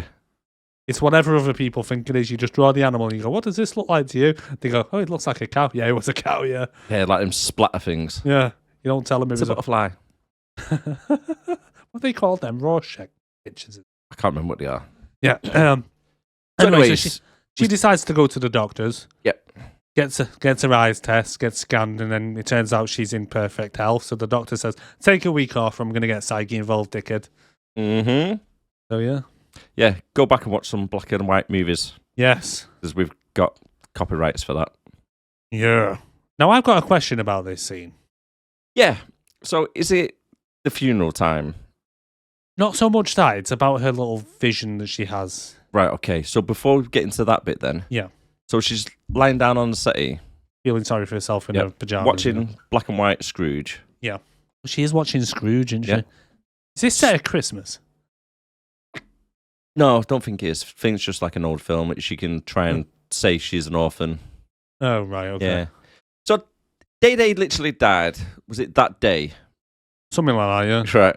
So she goes straight to the hospital, gets her eyes checked out, right, for seeing visions, as you do. Yeah. Right. And yet, Ben, or Day's family, have managed to arrange the funeral for that afternoon. As soon as she's come back. She's not finished watching an hour and a half film. Coming back from the hospital, and the funeral is at 2:00 already. Yeah, because Ben rings her and is like, "Yeah, if you want to come to the funeral, like, we'd like to see you there." Like, and she's acting like she killed him. Stupid. Yeah, like Dave. Ben was there as well, and you don't see him freaking out like a little pussy. No, that's the thing that just wound me up. Anyway, go on, carry on. Do what you were saying. So with the vision thing, so she goes over to a microwave. Yeah, because she's making popcorn. She opens the microwave, drops the bowl, and then a pigeon flies at the window, and it freaks her out. So she goes over to the window. Mm-hmm. And she opens the window, and as she opens the window, she looks down, and the pigeon's gone. So it turns out she was having a vision. The weird thing is, though, when she's had visions previously, and I think in the future, she resorts back to where she started at the beginning of the vision. Yeah, But right? this But in time she was at the window. She's still at the window. So when she's having her visions, is she moving through time? Because she's still at the window and the pigeon, by the time she opens the window, she looks down, the pigeon's gone, and she just assumes that the pigeon was alive anyway. Because she's there, and the next thing is the microwave dings behind her again, and the pigeon flies into a flat and flies back out, and she goes, "Oh, you must have been alive anyway." Even though she knows that she just literally took the microwave bowl out and smashed it on the floor. You got a good point there. When I say I noticed, it was actually Hannah that noticed. Right. And was like, did she just move in time? I think it's just bad directing. Possibly, because really, if she was having a vision, she should go back to being on the chair again. Yep. And getting back up. And getting back up to get to the because that's it. Because she turns the TV off, and the TV is also back on. Yeah. TV's back on, microwave pings, and then the bird, instead of, because she's opened the window, instead of hitting the window this time, it flies through. Yeah. Hence the pigeon she saves. This film kind of reminds me of Final Destination a little bit. A little bit, yeah. You know, with the... You know, it's later on now, thinking of that, though, when she's driving a little cab chase, trying to get to the diner, she goes behind the truck with logs. Yeah. Yeah. It's quite Final Destination. Maybe that's what it is. Marvel's version of Final Destination. Jeff's trying to catch them. Mixed up with the Babysitter Club. Babysitter Club. Literally grabbing kids. Paedophile's brothel. Yeah. So now we're at Grand Central Station, and she's on her way to the funeral wearing a red leather jacket and jeans. Is that where she's going to the funeral? She's got to be. I never Why even else would thought, she getting on train? I know. Red leather jacket. She keeps taking her jacket off and putting it on. That's another thing as well, when she's on the train. Well, this bit here at the moment, it's going to be quite hard to talk about in a way, because yeah, for the next 5 minutes, basically, we see the skater chick from earlier on, see Julia, and we also see the Latino from Cassie's partner. Yeah. Apartment. So at each point, she's spazzing out, having all these weird visions. Yeah. Like at 1 minute, she hears the screeching of a train behind her, like, and she kind of it's really high pitched, and she takes her jacket off. But then all of a sudden she goes back and her jacket's on, and then the train comes again. Mm-hmm. And then there's like the woman opposite her who kind of gives her a weird look. And then she notices the Latino woman. I can't remember her name. What's her name? Cassie? Not Cassie. She's Cassie. Matty. Not Matty. The other one, the Latino one. Isabel. I think that's her actress name. Anyway, so she sees Isabel, and then she sees Isabel getting killed by some Spider-Man, evil Spider-Man looking guy or something. And then she reverts back, and then a guy sits down next to her, and she's got a jacket on again, and he says, "Is this a train to somewhere?" And she goes, "No, I don't think so." What was the point with that guy? I don't know. And then some guys in opposite her calls her crazy, and then she goes back to the train coming again, and it's just like this back and forth. Yeah. And then the next girl gets on the train, and then she sees a vision of them getting killed, and then the next girl comes on the train, she sees a vision of them. And it's just like, by this point, I'm just like, oh, someone just kill the girls, please. Yeah, because literally it was 15 minutes of film time, and it was the same scene done like 15, 20 times, and it was like 5 seconds added onto it every time they repeated the scene. Yeah.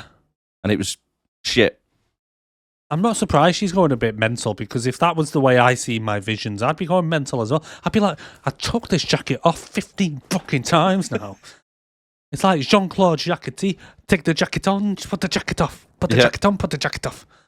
But then, like I say, it keeps happening until she spots Ezekiel coming down the train looking for the 3 girls. Yeah. Cassie freaks out, gets the 3 girls off the train, to which Ezekiel starts running down the train as it's leaving the subway. Yeah. He's like just running on the spot looking at her going, hey, there's the girls. And then somehow he's actually got changed into his black Spider-Man outfit, and he's now crawling on the roof. Why does he look like evil Spider-Man? I don't know. What is that about? I don't know. I mean, who's his tailor? Where did he get it from? Exactly. Does he have an evil Tony Stark? Mate, I don't know, but it's just... Tim Spark? Tim Spark. Timothy. Tony's younger brother who's got special needs. Because he doesn't give him shoes either, does he? Why is he always barefoot? I don't know. It's weird. All the scenes, right, is when he's in not disguise, like his normal day-to-day get-up, he's wearing a suit which looks tattered and scruffy with no shoes on. Right. Oh, he's wearing his little black Spider-Man outfit. Is he like Superman? Does he have it underneath his suit? I was wondering that, or I didn't know whether it's like his skin turns into it. I don't know, but he. But then you see him wearing the full suit again, like in the next scene straight away. It's like, have you got changed that quick? Yeah, because she steals the skateboard, gets him off the train, and then she goes to walk forward, and then she has a little vision of the police arresting her because she's just kidnapped 3 girls. Yeah. So she goes, and the girls are like, what are you doing? Why are you trying to get rid of us? And then she somehow spots the Spider-Man crawling across the ceiling. Yeah. But no one else does. No. So then they jump into another train, don't they? Yeah. So that starts to leave. So they've left the train station already. Yeah. Right? The train doesn't stop. Well, you heard the guy over the speakers, don't you? Yeah, but it's left already. Yeah. Right? But then it cuts. The train hasn't moved whatsoever. Yeah, it's still... Yeah, it's Do you know still what I mean? at the So you see station. them getting onto the train and then it moves to leave the station. But then the train conductor, for God knows what reason, Ezekiel kills him over the tannoy. Again, like I say, he just attacks random people for no reason. Because he does, because the guy's going, yes, and welcome aboard. The next station's going to be... But no other passenger reacted to it. No one's like, that sounded weird. Everyone's like, New York. Like, okay. Oh, he's having a bad day.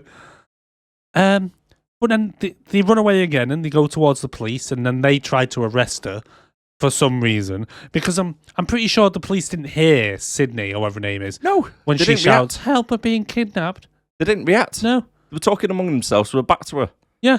And then all of a sudden she's being arrested for some reason. Yeah. And then the police come and get battered by Spider-Man. For evil no reason. Spider-Man.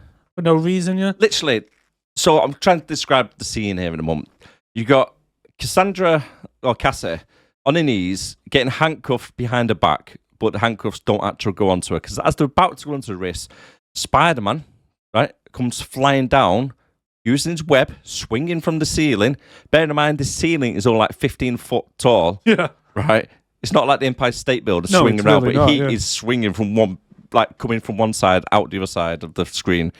Right? Takes out the first guard. Yeah. The 3 girls are stood there looking at him, screaming. There's about 6 police officers what get dragged from different directions and killed. He's literally swinging from one side to the other side, kicking them into the other side of the train. How is he getting the momentum to swing from where he is? Right? He doesn't touch the girls. He could have went there, killed the girls straight away, but no, he starts battering random people instead. Well, yeah, with how fast he moves as well. Like you say, he's like 1 minute he's on one side, 1 minute he's on the other, and then he's on the ceiling, then he's down below. And yeah, you're right. He could have just gone up to the girl, snap, snap, snap, gone. Yeah. The police, he moves that fast, the police wouldn't have time to shoot him. No. But never again in the film does he move that fast, as far as I can recall. No, and he never uses his web. No. He doesn't swing anywhere. So, like, if we was watching the marbles, right, you would see Spider-Man. If there's explosions and rubble flying around everywhere, he'll be using his webs to knock everything out of the way and fight it or whatever. This guy, he doesn't do a single thing. No. So he has got the ability, but he just doesn't use it again. No, he doesn't. And like you say, for some reason, he just doesn't just kill the girls. I mean, they literally just stood there loitering. Yeah. And then she runs off with them as a load of police are running towards the incident and so on. And then randomly still steals a yellow cab. But she runs out the top of the stairs, stands there for about 30 seconds, looks around, goes, which way am I going to go? Do we go left? Do we go right? Oh, there's a taxi over there. Let's go that. She was so blasé considering what has just been happening down the stairs. Yeah. Because even when the cab driving off, the girls are freaking out and she's like, like it's an everyday occurrence of some evil Spider-Man just... Yeah, because they're all debating what they just saw, and they're like, "Oh, he's climbing on the ceiling." Da, da, da. And one of them's like, "Oh no, that's impossible," because of science, etc. Yeah, and she's just like, and then she just goes, "Shut up a sec, I'm trying to think. What do I want for me tea?" Yeah, she starts laying into him, puts the radio on. Bearing in mind, she's been in this taxi like 30 seconds. 30 seconds. And already it's making breaking news on the radio. There's this woman kidnapped 3 kids and killed 10 police officers. Yeah, but the thing is, not all. I don't think all them police officers were killed by him. So surely some of them would have gone up and gone, yeah, it was nothing to do with that woman. It was like some weird Spider-Man guy that, or I don't know, any other passengers that were still on the trains either side, or, Yeah. But somehow no one sees him, and they Nope. just think, "Oh, this brown-haired woman, looks like Dakota Johnson, stole a taxi, and all units, 3 girls have been kidnapped." Right, but then it just so happens that all the girls' parents are out of town Oh, yeah. conveniently. Coincidence. And then one of them has a mobile phone because it's 2003 and phones have just come out, and they're like, "Oh, you've got a phone," and she goes, "Pass that here," and chucks it out the window. Yeah, but I'll use a credit card later. Don't worry. Oh yeah, don't worry about that. And then she goes, "Right, you can all leave. Get out the car." And then she goes, "No, actually, don't get out of the car. I need you to explain to the police what's going on." And it's like, "So you are kidnapping them then?"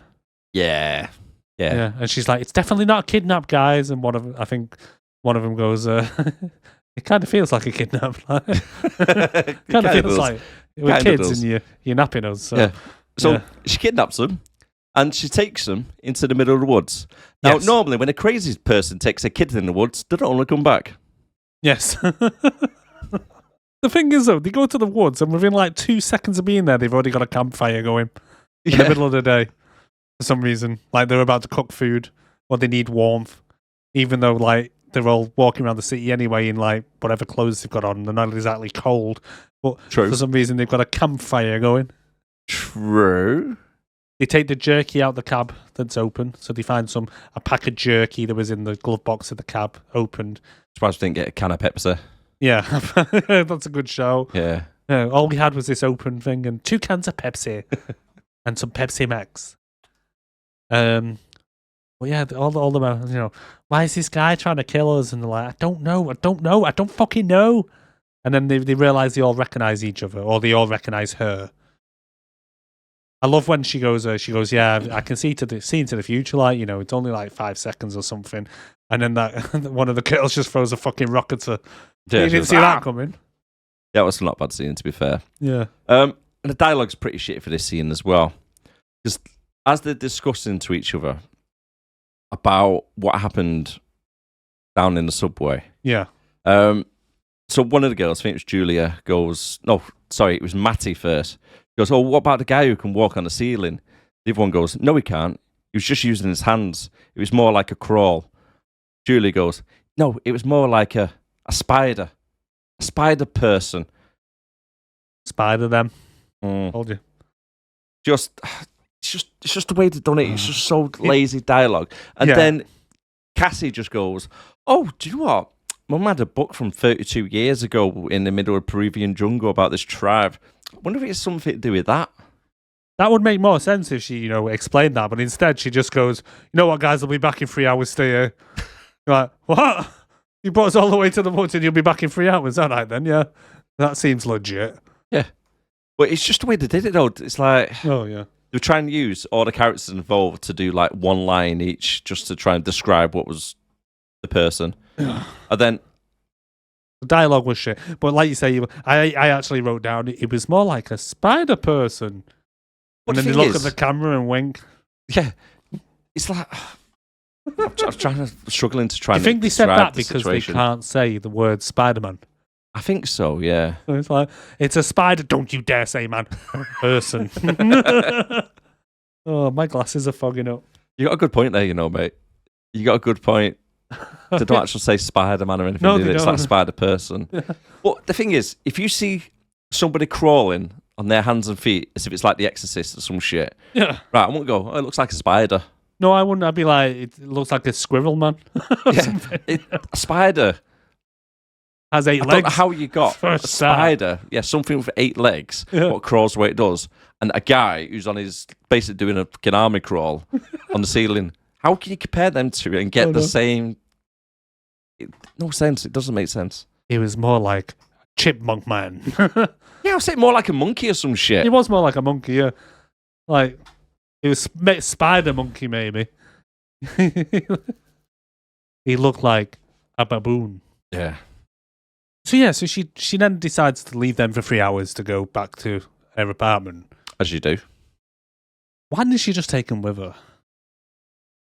Because she's in a stolen taxi, and I know like there's loads of taxis in New York, but I mean, she pulls up to she drives past the copper. She pulls into an alley that just happens to have a little crowbar thing there. Oh, yeah, that was just there on the side, wasn't it? It was just randomly on the floor. Good point. So she goes over, picks that up. She takes the registration plates off the taxi. But yeah, there's still the taxi number on the top of it and on the side of it. Yep. I mean, this whole taxi thing, it gets on my tits because she has it for so long. Oh, yeah. She managed to just park it up at the airport as well for 2 weeks. She does, and still has it when she comes back. Oh, we'll get onto that in a bit, but yeah. So, and then she goes into her house and starts looking at her mum's research and talking to a cat because there's no one there for her to talk to, and obviously she has to open a big stupid mouth. Yeah, true. Yeah. She's got to give a bit of an info dump about how this tribe is only meant to be a myth. But how does her mum know everything about it, including that a tribe can see into the future? I don't know. Because it's not like back in 1973 they had the internet to look it up on. No. And I mean... It was all an urban myth. This tribe never existed. That Ezekiel says, we could get superpowers and stuff like that. She turns around and goes, you don't believe that myth, do you? It doesn't exist. How does she know if they can see in the future, though? That's the bit I don't understand.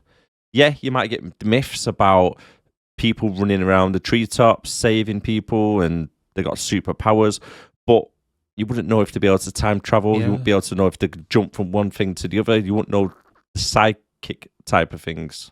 Well, yeah, definitely you wouldn't. Because, because you'd know, because there probably have been sightings of men running through the trees and stuff, because we know they do exist. But yeah, you're right. The kind of intricate details of them being able to see into the future and all that. Yeah, it's like, what if she had met one and had a tea with them and had a conversation with them? But it's daft. And then she finds a selfie for some reason with her mum and the bad guy. Yep. With a spider web. Yeah, and with the date and where it is and everything. Yeah, so that's convenient. Yeah. So you're telling me... Did he even take selfies back in 1973? Was that a thing? I don't know, but are you telling me, right? She's going around at the start with the camera, the mum. Yeah. Right? Yeah. So she's taking a picture of her and Ezekiel together. Died. So then the tribe have gone to Max Spiel to get her photos developed for her as well. That's a good show. I'm like, just sticks it in the book. They may as well have just wrote on the back, FYI, this is the guy that killed your mum. Yeah. Pretty much. Just in case you're wondering. Yeah. That's a good point, that. It's like... And the thing is, though, at the beginning, you get the impression that the mum doesn't really like this guy anyway, because she's a bit off with him. She's a cunt to him. She is, from the start. To be fair, she is an absolute cunt with him. But then for her to then take a selfie, get it developed, and stick it in a diary, meh. All right then.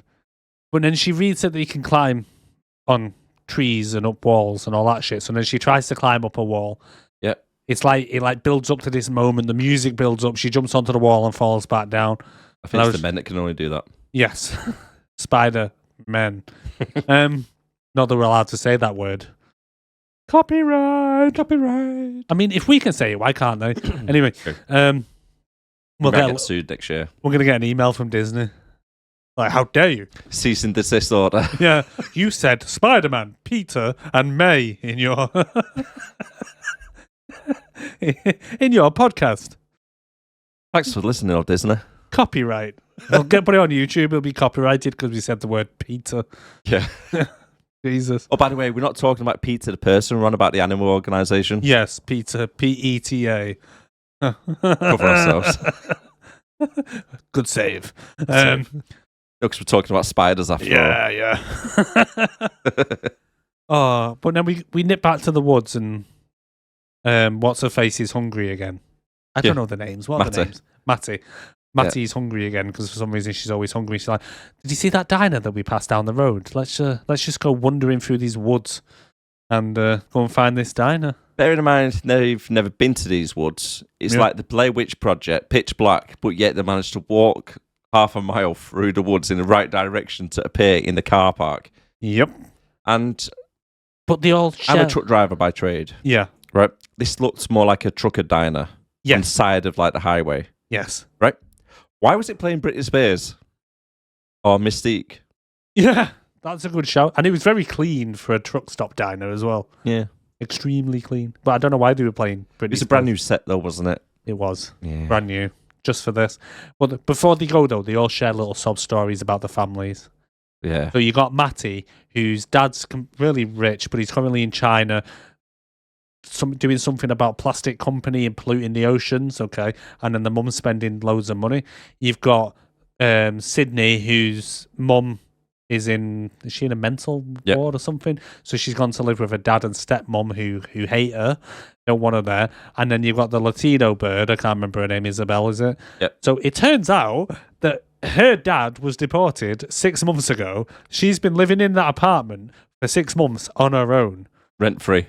Rent-free. That was my other question. How has she been paying rent for 6 fucking months when her dad's not there? Yep. And then she's like, oh, I can't make too many waves and stuff like that because I don't want to be deported. I can't exist until I'm 18. Mm-hmm.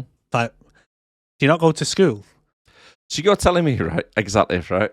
The police kick through the door, grab the dad, and go, right, okay, that's it. Yeah. Didn't pay attention to the family photos on the side. No. They didn't pay attention to the second bedroom, it's got clothes all over it. And go, do you know what? Maybe he's got family here. It looks like a young girl lives here. Oh, well. Oh, well, come on, guys, let's go. It don't make any sense at all. No. And the fact that, like you say, like because when we do first meet her, when she's coming into a building, the landlord is there saying, yeah, you owe me this month's rent or something, and she's like, I'll pay up, I promise. And he's like, I want to speak to your dad. No, you can't come in. You can't come in. Rape.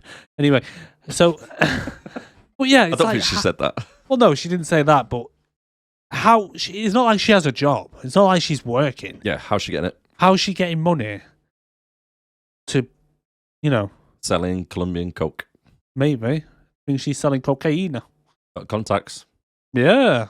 Maybe that's her dad's back in Colombia or wherever, like, saying, hey, I know how to support you, love. I'm going to send you a coca. Okay. Yeah, you're cocaine. But then they walk off from the camp to go and get food and leave the campfire burning. It did. Yeah. How irresponsible. How? She literally tells them, be responsible, don't be immature, Don't burn the forest down. don't burn the forest down. I'm surprised. Don't use a credit card. Yeah. I'm surprised Cassie didn't come back to find the place on fire and just be like, oh, they died then. I should have foreseen it. Yeah. Didn't see that coming, did you, bitch? No. Did they get to the diner? Yeah. Matty literally says, I'm going to order everything on the menu 3 times over. Yeah. But then it does cut to the scene, and it's like food all over the place. Oh. Julia makes eye contact with some group of guys. Yeah. So Matty wants to go over and start dancing on the table. Of course. Why would the diner let them dance on the table? Why would you even think about dancing on the table? In a diner.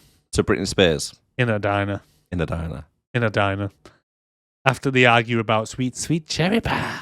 But, as always, in this little Sony associated with Marvel Universe, news travels remarkably fast, doesn't it? Incredibly fast. Because somehow, 4 hours later, they're on the front page of the newspaper saying they've been kidnapped and missing. It must be an hourly edition. Yeah. Because you get a guy there, some kind of trucker, reading newspaper, and he goes, 3 girls. The front of my paper says 3 girls. I'll go and ring the police. How would they? I don't. Oh, yeah. I'd understand maybe if it came, there was a TV on in the diner and it came on saying these 3 girls are missing. Yes, that would been make more better. sense. But not a fucking newspaper. No. The logic of this film is just out there. I mean, out of everything I've seen in this film, that's the most unrealistic part so far. Yeah. So he calls the police. Yeah. And somehow God's eye thing picks up the call.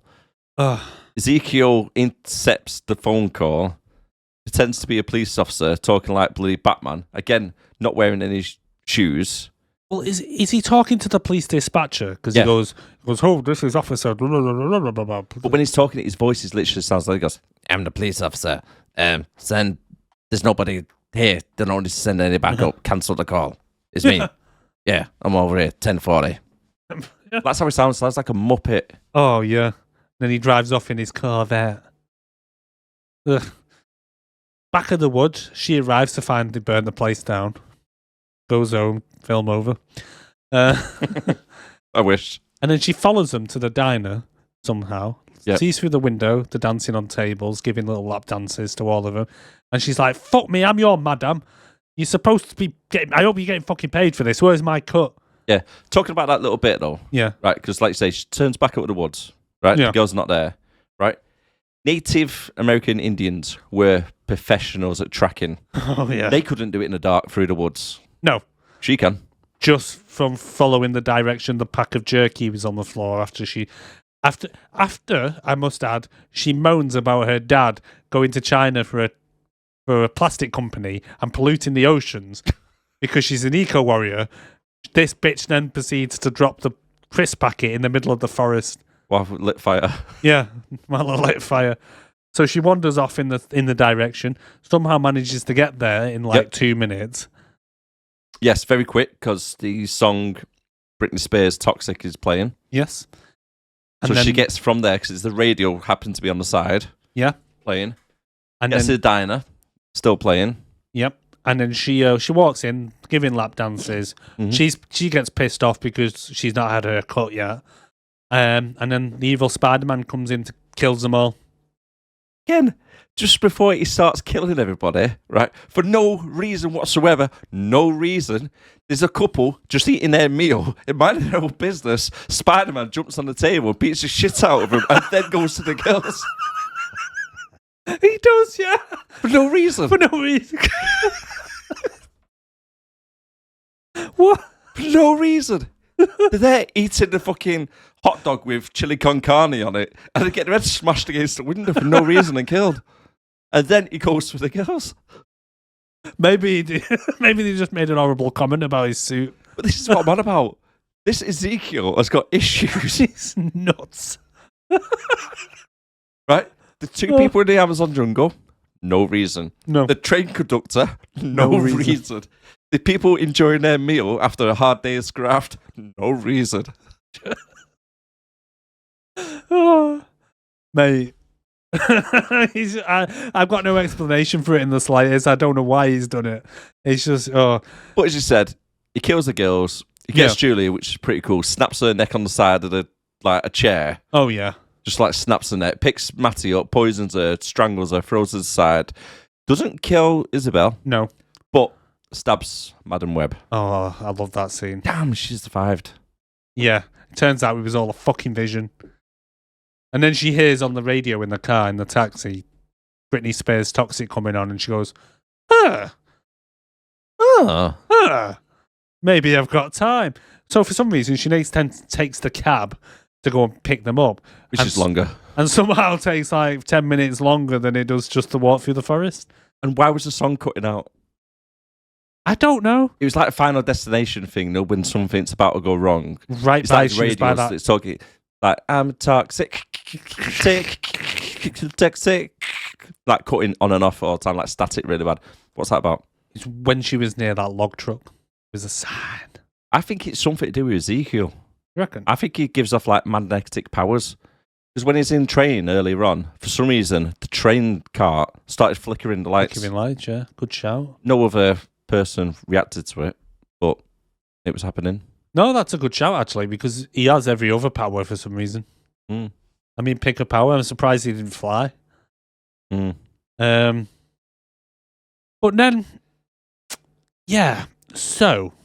She saves the day. She does save the day. So Ezekiel walks in as a vision, stood there for some reason for 10 minutes, waiting for them to notice. He walks in, he's like...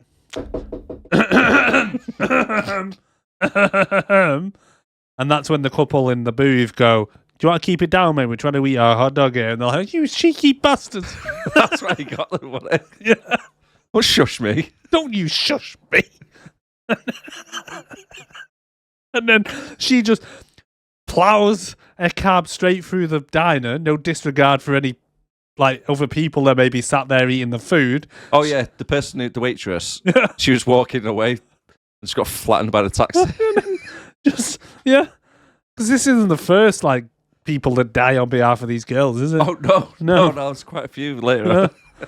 And then she flies through, drives straight into him, and somehow he survives that. Yep. And then as they're all getting in the car, he grabs her, tries to poison her, but he doesn't grab her long enough. No. No. Just And then gives her a tickle. And then she chastises him in the car. How could you be so immature? And it's like, dude, chill the fuck out. But I've just realised they got back in that taxi and drove off. yeah, they did. There was no damage to the car. Was there not? No, because you see the car driving around later. Even though she just drove pristine you through condition. even though she just drove you through the front of a bloody diner. Yeah. There's Ooh. no damage to the windows. The side and the front of the taxi is perfect condition. You see it later on when she's driving around. Well, they don't make diners like they used to, mate, and it was brand new. Cardboard. Oh yeah, it was. The polystyrene walls. And then she's got a sore arm, and then Ezekiel rings up his little computer woman and says, "Find them. They can't have got far." And he's like, "I don't give a fuck about that other woman who's with them for some reason, even though you'd probably want to know all about her and why she's helping them." Yeah. And he's like, "How is she even doing this?" And then she looks him up because, of course, she's got like the internet for some reason. And then he's like, "Oh, it's the daughter of that Webb woman." This is before the internet, isn't it? Well, they did have the internet in 2003, but it was pretty shit. Oh, 2003 once, so I was thinking 93. My bad. Yeah, so then he learns that it's the daughter of the Webb, and he goes, "That's impossible." Is it, though? Yeah. Well, yeah, it is, yeah. She shot the actually. baby when she was in the middle of the Amazon. Well, yeah. Okay, no. Yeah, no, Mum. Right. Then she leaves the girls, goes off, back to the diner. Later that night, the diner has not got any guards. It's just got a bit of police tape around the door. There's nobody around. But then she has a little bit of a meeting with Ezekiel. Yeah. Who is then jumping in and out of Spider-Man outfit and his suit. Yeah. Like business suit. Yeah, because she, for some reason, why does she go back to? I know she doesn't actually go. It turns out that she doesn't actually go back. But why would you go back to the scene of where you've just literally just caused mayhem? Yeah, but was he there?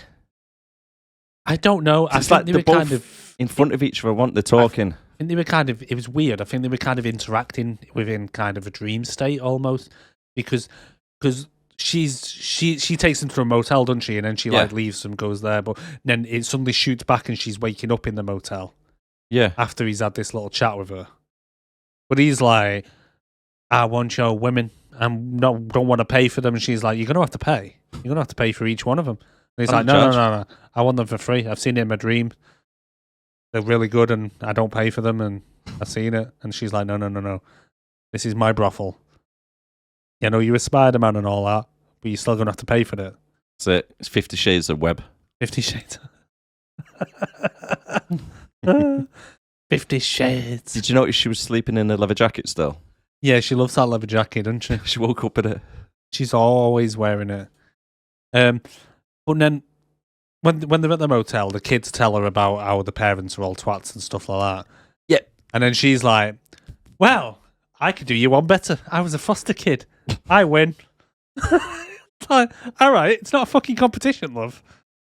Right, but after this little meeting with Ezekiel, Yeah. how does she know everything about him? Like, how does she know about the poison? How does she know about his abilities? Everything about him from that little talk. That's a good shout, because it's not like he suddenly says, "Oh, by the way, take this. This is a list of all my powers." Yeah. I don't actually know. But then she starts teaching him CPR. Yeah. Because she just has a random doll. Oh, no, she's using cushions, isn't she? I don't know. Or I wasn't was paying it a doll? attention. I think it might have been pillows or something. Was it? But yeah, she's Okay. she's teaching him CPR. I don't know, it might be. I let her off. But she's teaching him CPR just in case she gets poisoned, because, like you say, she suddenly knows that what the poison is, and apparently she knows that it causes cardiac arrest. Yeah. So she's like, "You just need to keep pumping, loves. You know, if a John comes in and he wants you, you just got to keep pumping. And if one of you gets tired, the next one comes along and takes over. So, and make sure you suck that poison out. And make sure you suck it good. That's it. Olive oil in the mouth, guys. Remember Snakes on a Plane. How many times do we reference that now? I don't know. Every episode since. Do you know what I forgot? So I was listening back to one of our podcasts today, as I mentioned earlier. I didn't mention earlier on here, but I mentioned to you. And I forgot about Van Damme's balls. Where did he go?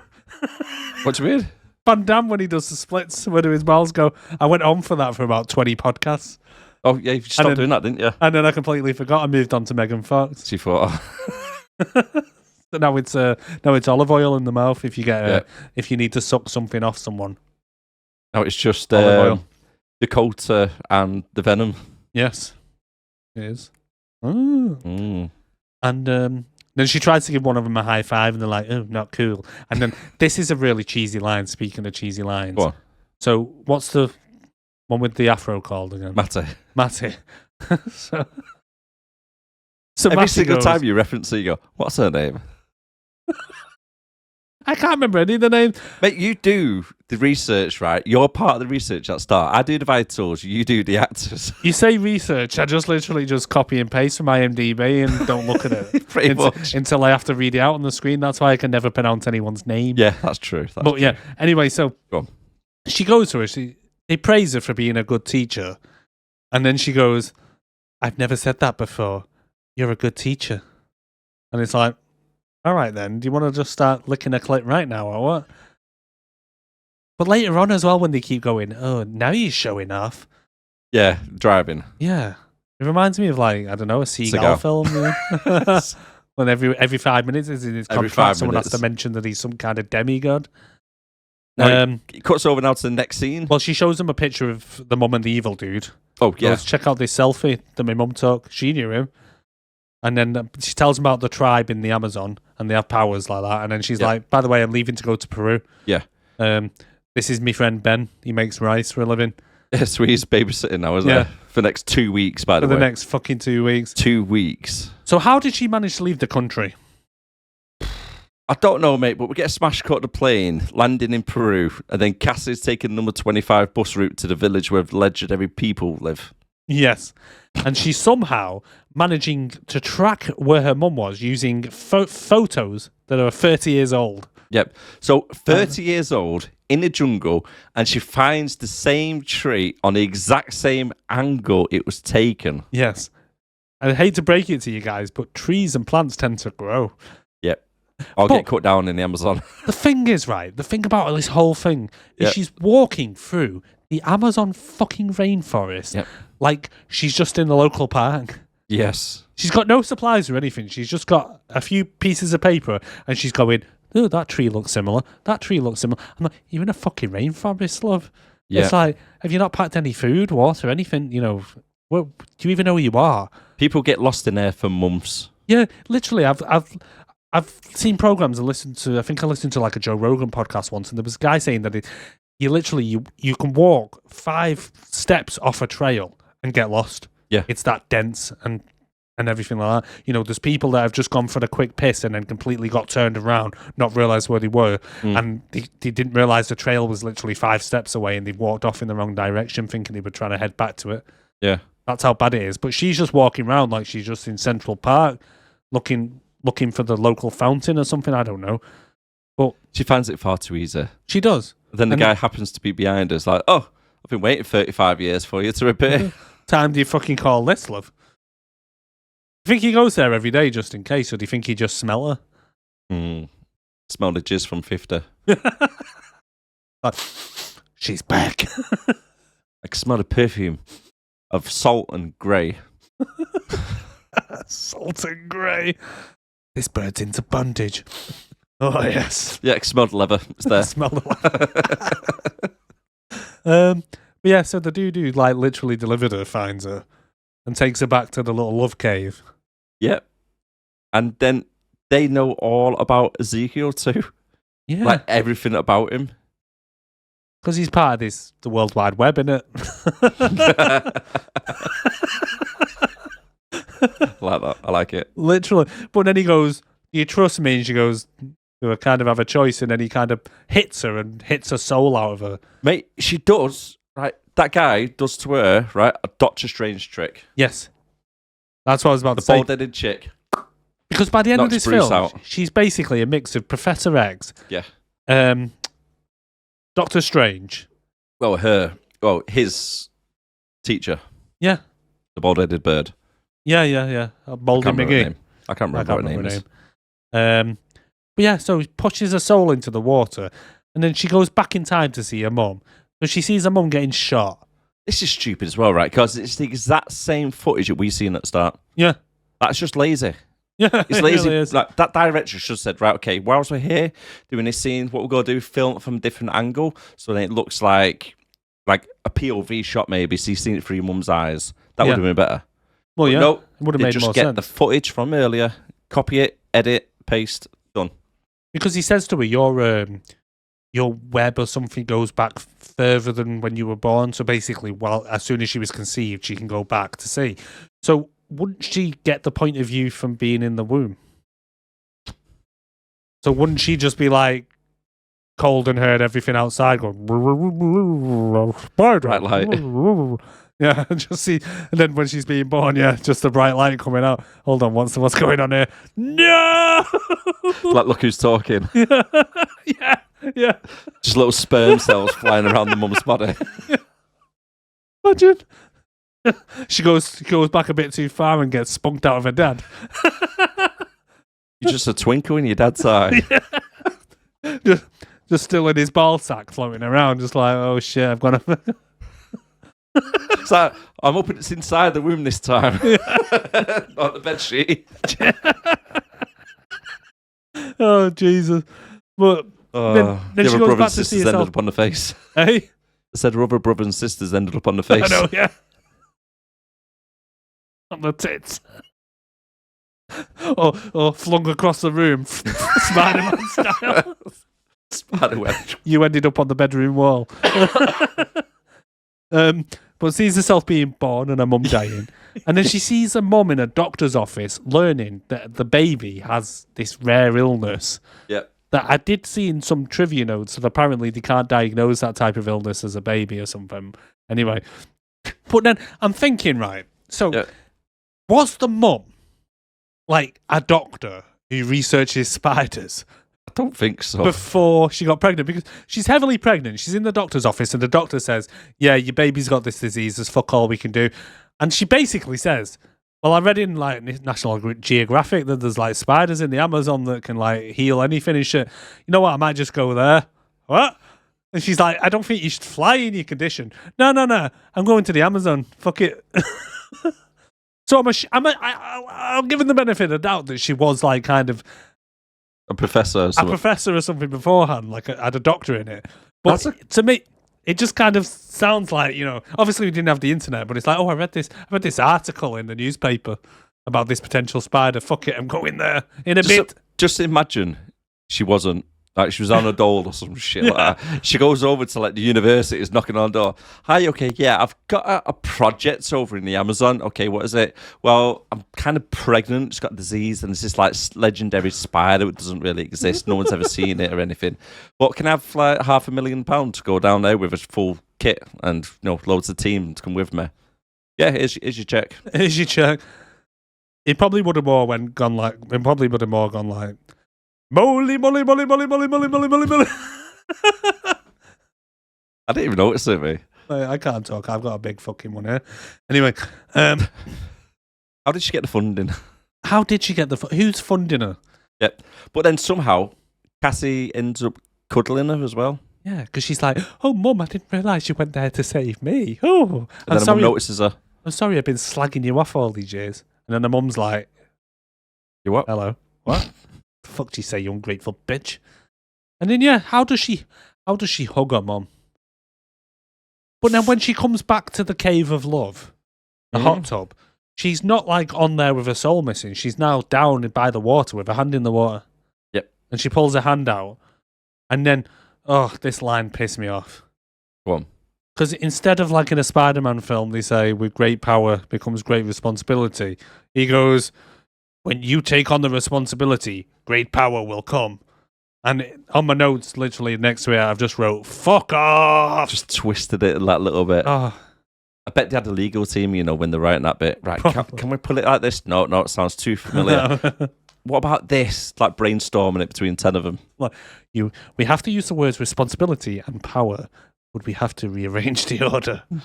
Would they do it in another Spider-Man film as well when they don't quite say the same line either? Is it like an Amazing Spider-Man or something with his Uncle Ben? It's like it's not quite the same line, but it's being rearranged the same. But then he says, "Oh, by the way, when you master your powers, you can be in more places at the same time. You can do your shopping and your cleaning at the same time." That's right. Yes. And she's like, "Oh, can I?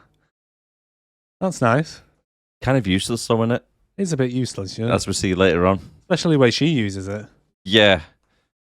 There's a right way and there's a Cassie way. There is. And then we get a quick shot back to Ezekiel's house, and he's having a go with the computer woman because he's like, "It's been a week now and you haven't managed to find them.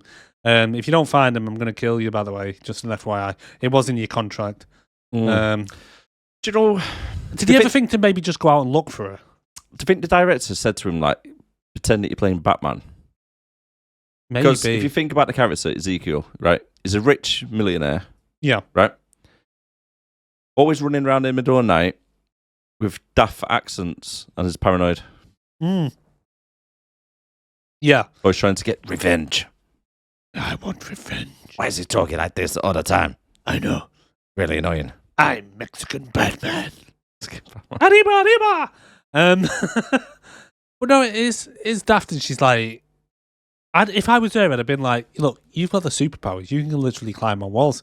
While I'm looking on the computer, waiting for them to appear, Get out and use your abilities. Why don't you go out, do a bit of investigation? Yeah, that'd be too easy. Try and find where they are. Maybe Too start easy. with, like, I've literally given you everything here. You've got the parents' addresses, you've got the blood type, you've got what they look like. You got just the go shoe around to size. the house. Eh? You don't even go around to her house No. or anything, does it? No. It's like, I can't be arsed. I'll wait till She's they're like- out and about. According to my computer, they've not shown up at the house yet. And it's like, well, maybe go and track down the parents and say, "Do you know where your daughter is? Do something at least. Do something." So back at Ben's place now. Yeah. Turns out Cassie isn't good at seeing the future after all because the baby's now once anyway. Yes, and they're all walking all over him.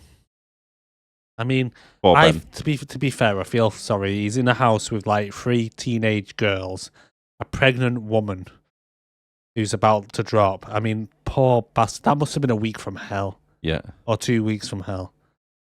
But Mary's water breaks. Here comes Peter. Good timing. And then they just drive her to hospital, and then somehow a camera clocks. What's that girl called again? Matty. Clocks Matty. Yeah? Yeah. Driving past, and literally the camera feed looks like it's in fucking 4K. And it's that eye level. It's at eye level. It's like perfect. 4 foot high camera. Yeah. 4 foot high camera, yeah. It literally comes through as like a 4K camera. Back in 2003, you ain't getting that kind of footage. No. Not to mention it probably would have took 3 days to download. Yep. But bearing in mind as well, Cassie's still driving around in stolen taxis 2 weeks later. Well, that's it, because she turns up at Ben's house in the taxi. And I was like, why has she still got it? How has no one found it yet? Oh, Jesus. And then she has a vision about evil Spider-Man getting to the girls just as the ambulance arrives, because they had called an ambulance for Mary, but they couldn't be bothered waiting. So she steals the ambulance because, of course, ambulance beats car, apparently. Well, she gets the whole premonition, doesn't she? Yeah. Right? By looking at the piss on the floor. Yeah, she does, yeah. Where her water broke. Yeah. She looks at it and goes, oh God, oh no, the God die. I've seen what happens. Yeah. Off she goes. Maybe that's her power. She sees piss, she suddenly has a flashback, and she's not been realising. Yep. Makes The sense. bad dude has his little helper turn all the traffic lights on green in order to cause an accident or slow them down. Yeah. Turns out if you turn the lights on green, everybody just floors it and drives like a lunatic. Of course, yeah. Nobody, like, driver instincts kick in, say, give way, cautious. Everybody just floors it at each other. It's like dodgems. Like, my turn. My light was green. It's Fuck fucking you. nuts. Bad Spider-Man goes to blow at the cab, and Cassie, who's now in a stolen ambulance, comes crashing through the advertisement sign at the right height and straight into Ezekiel for the second time. Yeah. while he's just before he's about to blow a grenade. So he flies off and the grenade drops on the floor. And then we have some collateral damage because a car blows up, and I'm sure there was probably someone in that car. Yep, family of 4. Family of 4 dead. Yep. Thanks, Cassie. Tells Ben to fuck off with Mary and says, get that bitch to the hospital. He's not going to come after you. Yep. And then Spider-Man chases him in the ambulance. And then they go, you're showing off, as she's doing all her crazy driving for no reason. Yep. Yep. So, as Ezekiel is chasing them by jumping from car to car, which is pretty cool, to be honest with you, when he's jumping from car to car, instead of using his web slinging like he was doing earlier. Yeah. Can't do that, though, can he? For some reason, he can now jump like 60 foot in the air. Yeah, but he can't do this swing in between the buildings. Oh, no, because that's copyrighted. That would be Spider-Man, not Spider-Person. That's it. He can only do it in a subway. He can. He does it there. Yeah. Do you know what I mean? This is like the perfect scene for you to be doing it. But no, you don't have a roof above it. him. It would have been the perfect scene. But no. No. Disney said no. It would have been better if he was swinging around and then comes to the side of the ambulance and does like a 2-footed kick swinging into the side of it, knocking it over. That would have been much better. Kind of like what, I don't know, He Who Shall Not Be Named would have done. Yes. But what does he do instead? What happens, Eric? So, Cassie sees him coming along and thinks, you know what, he's probably going to jump on the roof here. So he tells one of the girls to start. She tells one of the girls to start charging the defibrillator in the back of the ambulance, and then she says, "Right, nobody touch the sides. Hold it up, and I'll tell you when to do it." He jumps on the ceiling, and then they press the defibrillator against the roof, and it shocks him, and he fucks off. Arnie, thank you, Arnie. Yeah, and then the ambulance decides to break down because, of course, it did, and she didn't see that coming, did she? Well. Again, she didn't see that happening, but the ambulance came through about 3rd floor of a building. Yeah. Threw a sign. Yeah. Smashed it down. But yet, the front of the ambulance is in pristine condition still. Yeah, it is, yeah. No damage to suspension, the wheels, bumper. Good shout, Jesus. Maybe she's got like a car healing cheat like on GTA or something. Maybe that's one of her powers. God mode. God mode, yeah. Could be, mate, could be. But then she has a vision of their escape. And then they have this little horrible girl power moment when they're all like, we're going to protect each other. I'll protect you, you protect me. If I was Cassie, I'd be like, what the fuck are you bitches going to do? This one here pretends she knows Taekwondo, but I never see her use it. And it actually breaks down pretty much right outside the firework factory from before. Oh, yeah. So that's, yeah. So the right outside the firework factory from earlier that was told that it was about to blow, yet for some reason the police have left the place wide open with no tape or anything on. Yep. That anyone could have walked in, and the fireworks are all still there conveniently. Yeah. Did you say about the airlift? Actually called in for an airlift. Oh, sorry, no. Right, yeah. So she calls in for an airlift as well, doesn't she? Yeah, because she sees in a vision that they all get off on a helicopter from the airlift, so she calls from the ambulance. But the fact that they managed to just walk in this firework factory that's like literally not locked down or not been secured or anything like that. The front door's open. With thousands of fireworks. Thousands. They even say, they even said at the beginning, this place is basically like a, about to blow. Yeah. Death trap. So she goes through, she gives them a load of flares and she's like, right, just go around and start putting flares about the place. We're going to blow this place up. Okay, then. Check for anybody inside sleeping. Well, yeah, because it's literally the perfect place for the homeless to just go in there and think, you know what, I'm going to live here now. So they probably add that to the kill list. Yeah. So I'm going to say there's probably at least 5 homeless people because it's quite a big building. Yeah, I reckon that. So they're all dead. Yeah. Well, it turns out these fireworks are RPGs. Pretty much. Because as they're running around, everything's blowing up, and they duck down, and one of these fireworks, it's a tiny little firework, blows a hole in the wall exactly where the stairs are for them to run up to the roof. Exactly where it is. Arnie? Bullshit! To be honest, I did kind of almost like this. Not so much because of the fireworks and stuff, but she's starting to use her powers now. So, like, when they're running along, she's like, right, quick, everyone duck. Everyone hits the ground and the firework goes across. Yep. And then when they get up to the roof, it's like, as fireworks are coming along, she kind of doing a kind of ding, ding, with like a... Captain America. Yeah, she picks up like a piece of metal and it's like, she's just looking at them right in the eye and just going, ding, ding, ding, ding, ding, ding, ding, ding, as fireworks are coming around. And I thought, That's kind of cool. But stop showing off and get the girls out there, you dickhead. Right, but the thing is, you got to ask yourself the question. Well, so, for her to do that with this shield, with the firework, that must have already happened, but we didn't see it. Yeah. So how many times did that happen and she failed? Ah.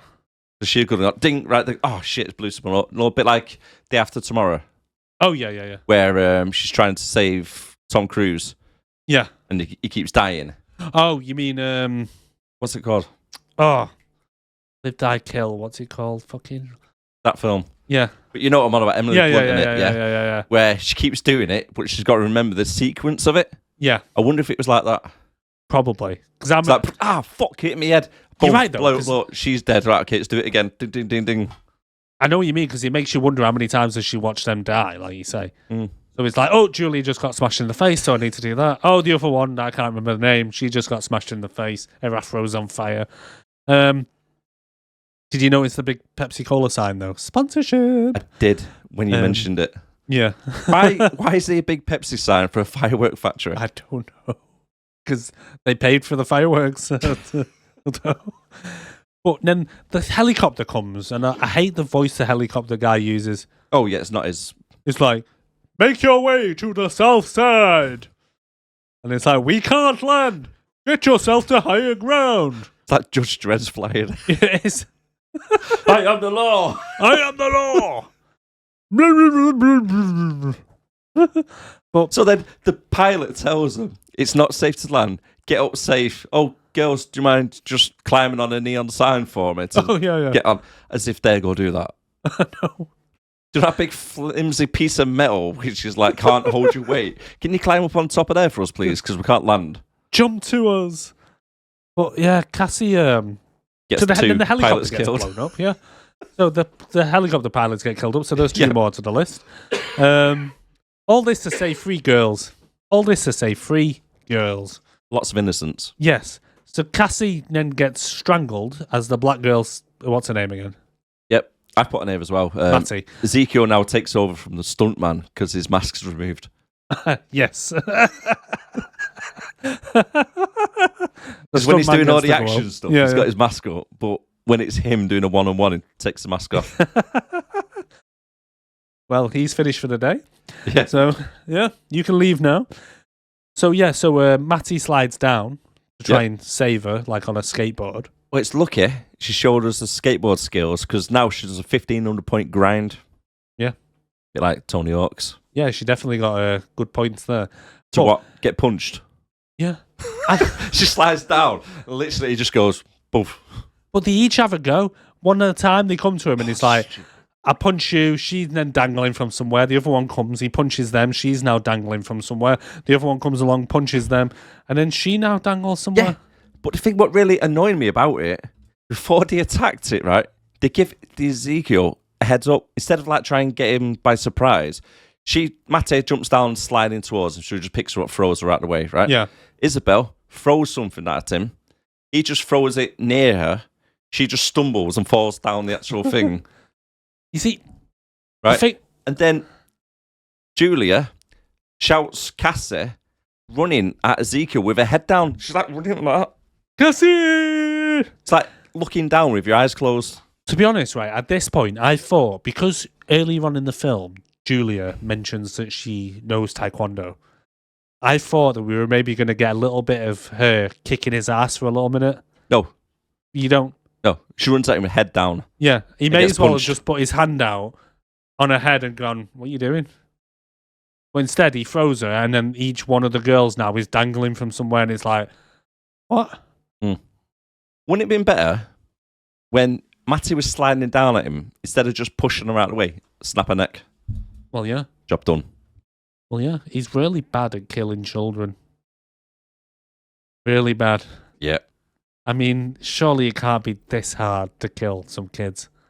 You'd think that. You would definitely think that. So now each one of them are all hanging now above the fire below, right? As the fireworks have stopped for a little bit, whilst they have to do the dramatic scene. Just conveniently, they turn them off, yeah. Yeah. And then Ezekiel tells Cassie, you can't save all three. To which Cassie replies, hold my beer. And it was pretty much pointless for this, really, because what happens at the moment? So she's like in her normal form. Then you see 3 little jizz lines coming off her, and it's like silhouettes of Cassie next to each of the girls. She doesn't help a single one of them up. Or she does. She helps one, doesn't she? No, she literally crouches down next to Matty, puts her arm on her shoulder and goes, "It's going to be okay, don't worry." I thought she helped. Instead of saying that, pick her up, move her. Yeah, I thought she helped the Latino girl. Possibly. But I know what you mean, because she literally just goes over to them and goes, "Yeah, I love, how's it going?" I'd be like, I don't want comforting. I want picking up and getting away from this fire. Right? I don't want you to say to me, "Don't worry about it, darling. You know what I mean? It'll be okay. I'll get a cup of tea on for you when you get back, right? Everything will be fine." I want you to pick me up and get me out of this situation. What she actually says is, "Yeah, right, girls, how's it hanging?"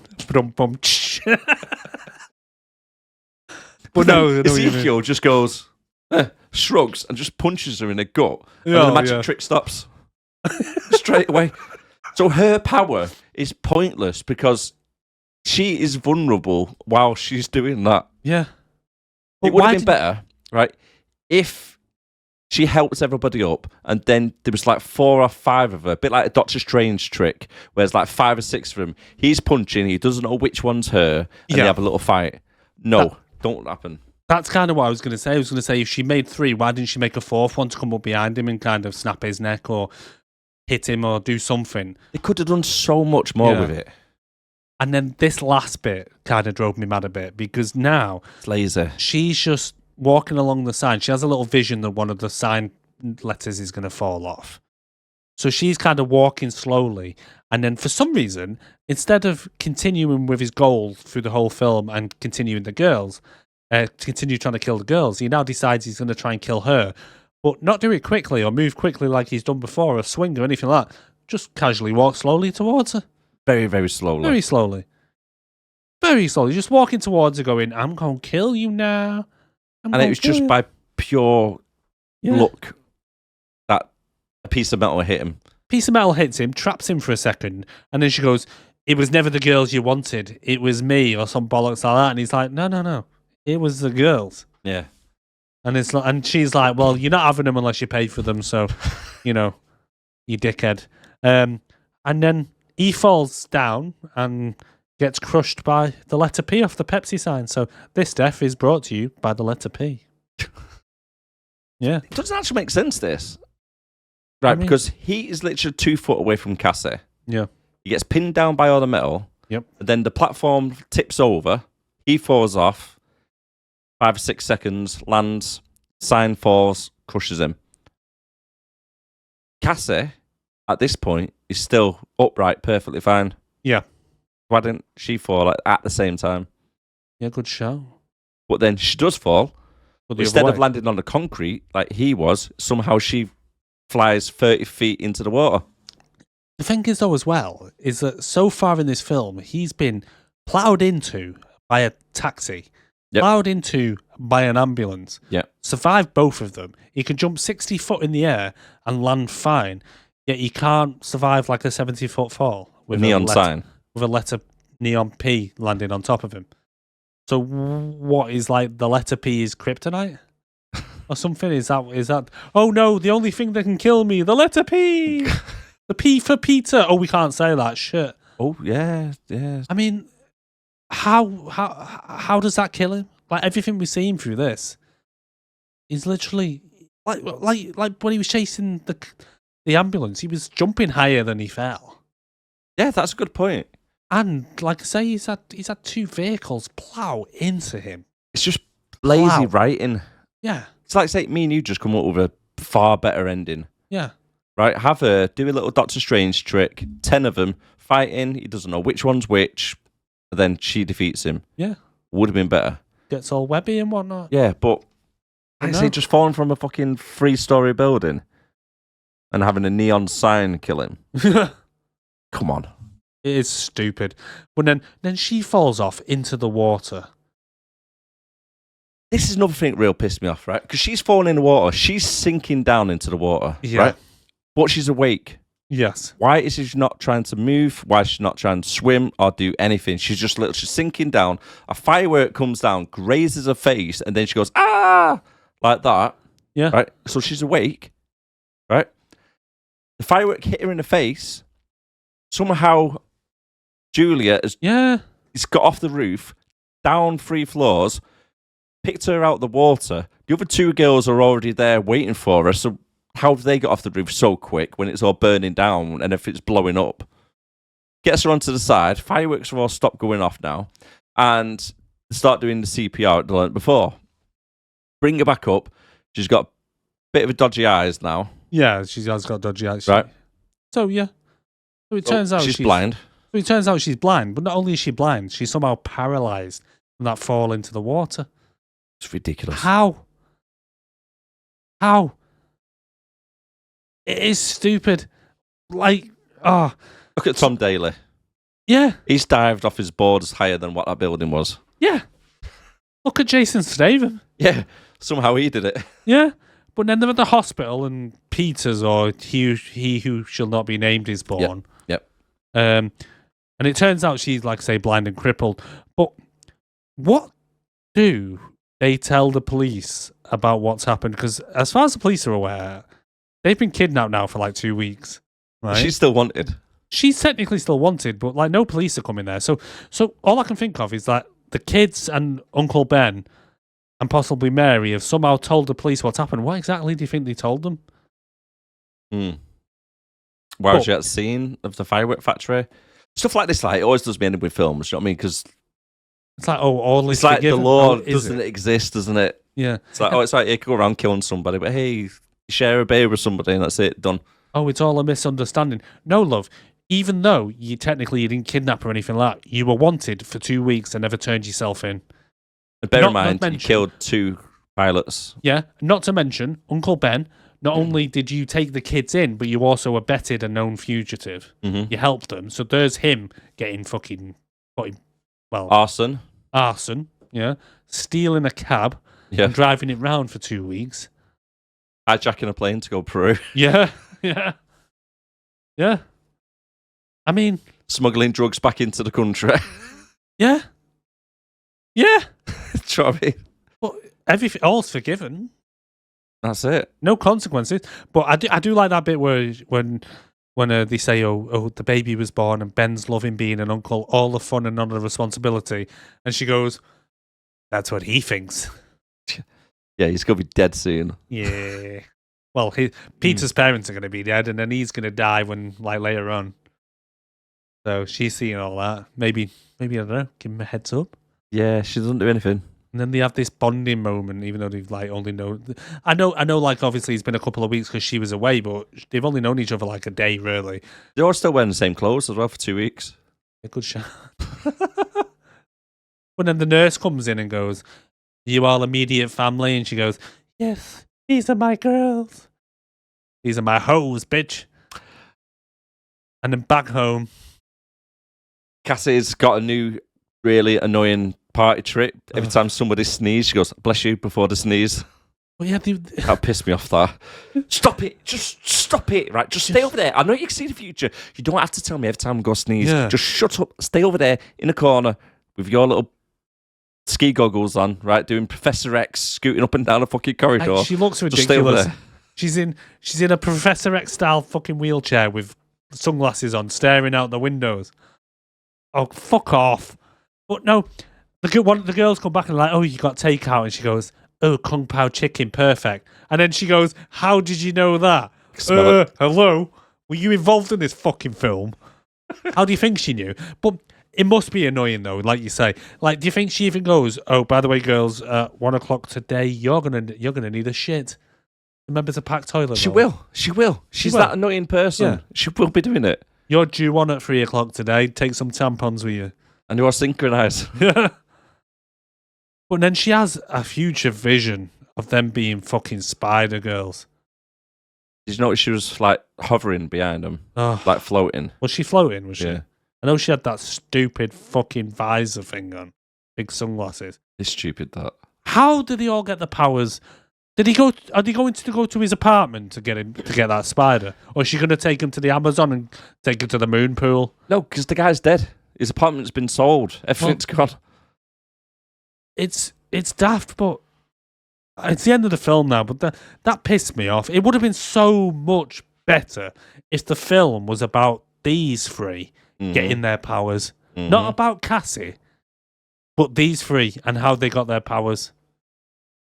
But all I can think of in my mind is at some point in the future, she's going to purposely either take them to the Amazon, into the moon pool, where placenta and everything probably still lives, and all her mum's juices. Oh, yeah. And say, do us a favour, mate. I brought these birds over. Can you inject them with some spider venom, please? And he'd be like, no, you're mad. The kids.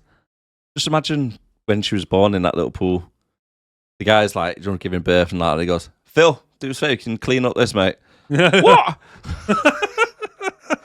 What have you done? It's blood everywhere. You got a placenta there. You've butchered Phil. the bloody umbilical cord. Like, Phil, don't fucking moan. You should have seen this coming. You dickhead. True. Oh, man. And roll credits. Yeah. Right. Did you watch the end credits afterwards? There wasn't anywhere there. I did skip through and I didn't see any. Nah, it's Sony. The thing, right, the thing with this film, I didn't think it was as bad as I thought it was going to be going into it. That's probably because I give you the head sort of how bad it was. You thought it was worse than what it was when you watched it. Well, I my might have been a bit harsh. expectations with it being a 4 and the way you moaned about it like a little bitch was I so would never do that. was so goddamn low. I went into it and I'm like, it's not that bad. It's entertaining-ish. The thing is, this like we said at the beginning, the Rebel Moon does. This whole film was a setup for these 3 youngsters to become Spider Women in the next film. Clearly, right? But because they did such a piss poor job of it, it's probably never, ever, ever, ever going to happen. In a way, thank God. There's better ways to make a Spider Girl film. Yep. I mean, just make Ghost Spider Gwen Stacy. That would have been so much better. It would have been So much better. much better. I don't know why they haven't introduced Gwen. That's what I like about the cartoon one. Yeah, It's wicked. yeah. Into the Spider-Verse, yeah. Nah, it's a bit shit, that one, but the first one. Yeah, that's the one, isn't it? Oh, no, that's the second one, isn't it? Yeah. It's one of them, anyway. The Yeah. second one's quite good. I'm still waiting for the third one to come out because that one was left on a cliffhanger, wasn't it? I think the first one was better out of them too. Really liked it. Really enjoyed it. Yeah, but yeah, when they brought Gwen into it, they need to do that in a real thing. Yeah, but to bring in these girls and then you literally see them for like 5 seconds dressed like this at the beginning of the film and at the end of the film, but you don't find out how they get the powers or anything like that. There's just nothing. All it moans about is that this bitch was. Her mum was, as we explained, she came out a baby with spider powers, but only got them when she was 30 because she had a near-death experience. And then all she does is mope about, rescues these 3 girls, and then decides, you know what, I'm going to become their pimp. Pretty much. Right, okay, let's skip over now to the click quiz. Yeah. Let's get the results. Okay. And thank you for watching out for Pete. Pete? He's like a little brother to me. How's the shop? Peter. The shop is, it's good. It's good. Yeah? How's the city? It's different than I expected, but It's different. it's not here. That's why I used that clip, because they don't mention the name. Right. What film do you think it is? I honestly don't know. If I had to guess, just because it's 50 Shades of Grey, but No, no, was it? it's not. It's not. Was it? Find out next week, ladies and gentlemen. Oh, don't be a dickhead, tell me. Need for Speed Is she in Need for Speed? for literally 2 minutes. The one with that Pete's guy who brother. says bitch. Pete's brother. Pete's So when he brother. comes out of jail Oh, yeah. and he talks to that girl, Yeah, and then yeah. she goes off with the rich guy. That's Right. Dakota. Oh. I told you I'd make it a bit difficult this time. Oh, I didn't even realise she was in any other films other than 50 Shades of Grey, to be honest.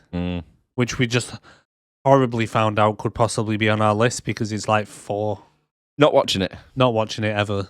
No, because literally we'll be talking about it. Go, yeah, she got banged. Yeah, she went back, got banged. Yeah. That's happening again. She got a muff out, got banged. May as well just watch a porno. Yeah. Yeah. And he slid it deep.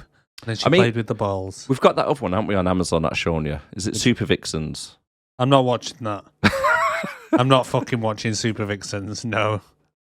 No chance. You can fuck right off. It's terrible. It's really, really bad. Super Vixens. Should we get on to the awards then, fella? Okay, then. Let people know what they are. So, every week we give out our own awards. The awards are for Best Actor, Worst Actor, Best Character, Worst Character, Hot Babe Award, and our own personal score out of 10, and then 3 things we liked about the film. Yep. If you want to play along at home, you can leave a comment below. You can email us on sixandbelowpodcast@gmail.com.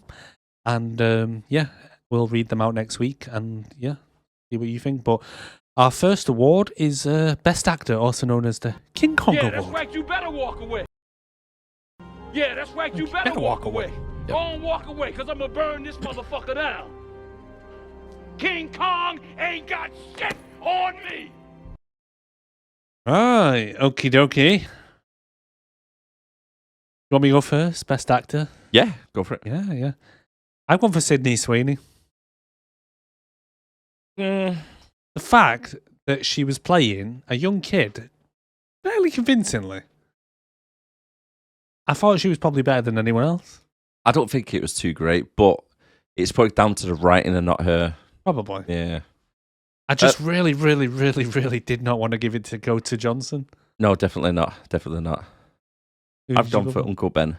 Uncle Ben's right. Yeah. See. Okay. He done all right. Fair enough. The only film I can recognise him from is Step Brothers. He's in that. He's in Parks and Recreation. I don't know if you've ever seen that. No. He's in a really good program on Apple TV called Severance. But he's done a lot of TV work. Yeah. Yeah. Worst actor, aka the Golden Seagull Award. I'm gonna take you to the bank, Senator Trent. To the blood bank. Named after the one and only. Steven Seagal. Or Steven Seagal. So it's who are you going to give your Golden Seagull to? I have gone for Ezekiel. Really? Yeah. Oh, fair enough. You gone Cassie? I've gone for the mum. Molly McWebb. Oh, yeah. Yeah. Molly Webb. Molly Webb. Molly Webb. Okay, who's your best character? What's that girl called again? Matty. Yeah, she wasn't too bad, to be fair. I liked her. I liked her cheekiness and that. Yeah, I've gone for Day Day. Ah, O'Neill. Yeah. Who was in it for like 5 seconds. Yeah. That's Best how character. much I appreciated all the characters. Best character in the film. All he did was burn some burgers and crash an ambulance, and you gave him best character. Yes. Oh my god. Are you mad? No. Out of all the characters. He was the best supporting actor. You may as well have given it to the ambulance or the cab. Best supporting vehicle. Well, they're fucking sturdy, aren't they? Oh, yeah, Let's be honest with you. suppose, yeah. Oh, who's your worst character? Cassie. Really? Yeah. See, I've gone for Evil Spider-Man. Right, Ezekiel. okay. Yeah. Hot babe. Go on, you first. You first. You first. You first. No, go on, I've got it written down. Go on. Go on. Go on. You do it. No, you do it. You do it. Hot babe. No, I've babe. you. Hot You babe. first. Hot babe. Go on. Dakota Johnson. Oh, why? Why? Yeah. Because she's the only one that looked legal. If it was what they look like in real life, it'd be Sydney Sweeney. Oh, 100% all day long. But the fact that she looks like a 12-year-old girl in this kind of gives me mixed feelings. I was like, it's a bit of a grey area here. It is very grey. There are at least 50 shades of grey on that one. Who have you gone for? Go on. Ben's sister. Oh! Emma Roberts. Yeah, she was I'd hot. like to change my answer, please, sir. I really didn't want to choose Dakota, but I'm like, I can't say that I fancy a 15-year-old. No. Even though she is... even though she is 27 in real life. Yeah. But... This is why we were saying at the beginning it's so wrong. It is. Because I'll be honest, right, all three of them, out of their character when they're on a day-to-day thing are very pretty. Yeah, very, very pretty is a very nice way to say it. But you can't say that when they're You dressed can't up say as a 12-year-old. No, when they're literally playing a 12-year-old. Oh, it's hot in here, isn't it? Fuck you, Hollywood. Fuck you. 26 degrees. Oh, Jesus. I'm not surprised I'm sweating. Oh. Go on, what score are you going to give this? 3 things. Oh, 3 things. Yeah, you go first. Okay, so I like the little nods to Spider-Man, even though they don't actually say Spider-Man. Yeah. I like them scenes where she's having a little, like towards the end, when she's having a little visions and she's like doing a Captain America. Ding, ding, ding, ding. Yeah, okay. I like that. I couldn't really think of a third one, if I'm honest. The Pepsi sponsorships.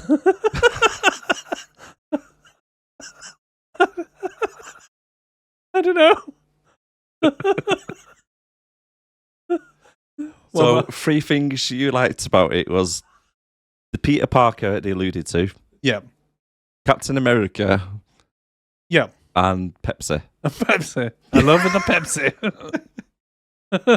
Okay, what did you go for? And if you say cinematography or audio or something like that, I'm going to throw this King Kong at you. No, it's not that. Don't worry. CGI was shit, right? So, I like the way they hinted at baby's Peter Parker. Right, yeah, little sublime little hints, right? Yeah. Subtle hint, shall I say. Yeah. I liked it when Spider Guy came in and killed them all on the train. Okay. Yep. And I liked it when he came in and killed them all in the diner. You like watching young girls get murdered, basically. It was the style that they did it in. Style. He's got style. Right, and the way he just beat the shit out of the people in the diner for no reason. It's like, what's that guy done?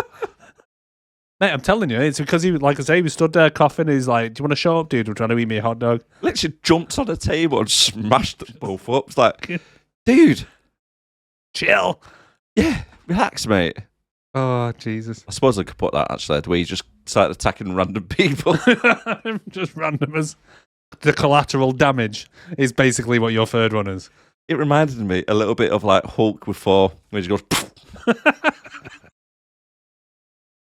just punches him for no reason. He just walks in and he's talking to him and he's just, "So girls, I'm going to kill you now," grabbing another one, punching him in the face.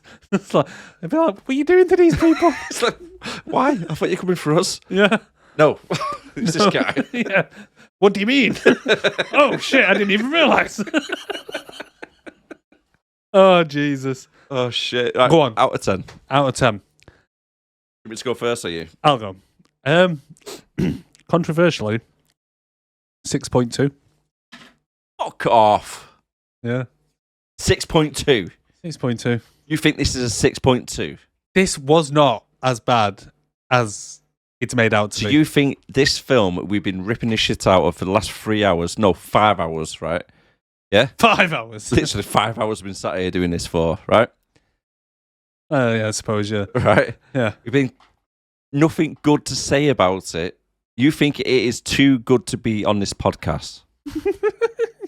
Really? Right. Well, consider this, right? I watched it with my wife and I said to her at the end of it, "What score would you give it?" And she said 7. This from a woman who like thinks I'm a 10. But I did chastise her a bit. To be honest, right? When I finished watching it for the second time and I did my notes, I did put 6.2. Bearing in mind. But now we've gone through it, fine-tooth comb, I've heard your points, I may have to revise it to a 5.9. 0.9. Huh? 5.9. I think it should be on our podcast, right? When you put it like that, I think it should be on our podcast. But you struggled to get 3 things you liked. I don't think it's as bad as I thought. I don't know if it's just because you lowered my expectations so much. Probably. That when I went into it, I was like, it's not that bad. It's the filming's not bad. The audio's not bad. It's literally audio's terrible. It's a not bad Spider-Man film. The audio was terrible. When they had music on, you could barely hear the music was in the background when there's a montage going on. Yeah, because they could only afford the rights up to level 3. They couldn't go to 11 like in a normal film. I mean, that Britney Spears song probably cost them about 10 mil of that 100 mil they spent. Yeah, it would cost a bit, wouldn't it? Is it 11:30 already? Yeah. All right, bitch. Tell me what your score would be. 1.8. You can fuck off. You think this is a 1.8? 1.8. No. I'd happily watch Dragon Ball Z again No, you wouldn't. than this. No, you wouldn't. Listen, right? You would watch Dragon Ball Z Yes. over this. Yes. Dragon Ball Z. Listen, What about Super Mario Brothers? right? What about Super Mario The Brothers? guy jumped on his head and slid across a car using his hair. That is more believable than this shit. You can Her powers, right, was useless. She didn't do anything whatsoever. Her only powers was, right, to get punched in the gut while she was cuddling somebody whilst falling off a fucking building instead of pulling them up. She jumped in a taxi twice to stop the guy. Okay, she made a few mistakes. She's useless. still learning. It was the first time she'd used her powers. Give the woman a break. 1.8 is abysmal. It shouldn't be 1.8.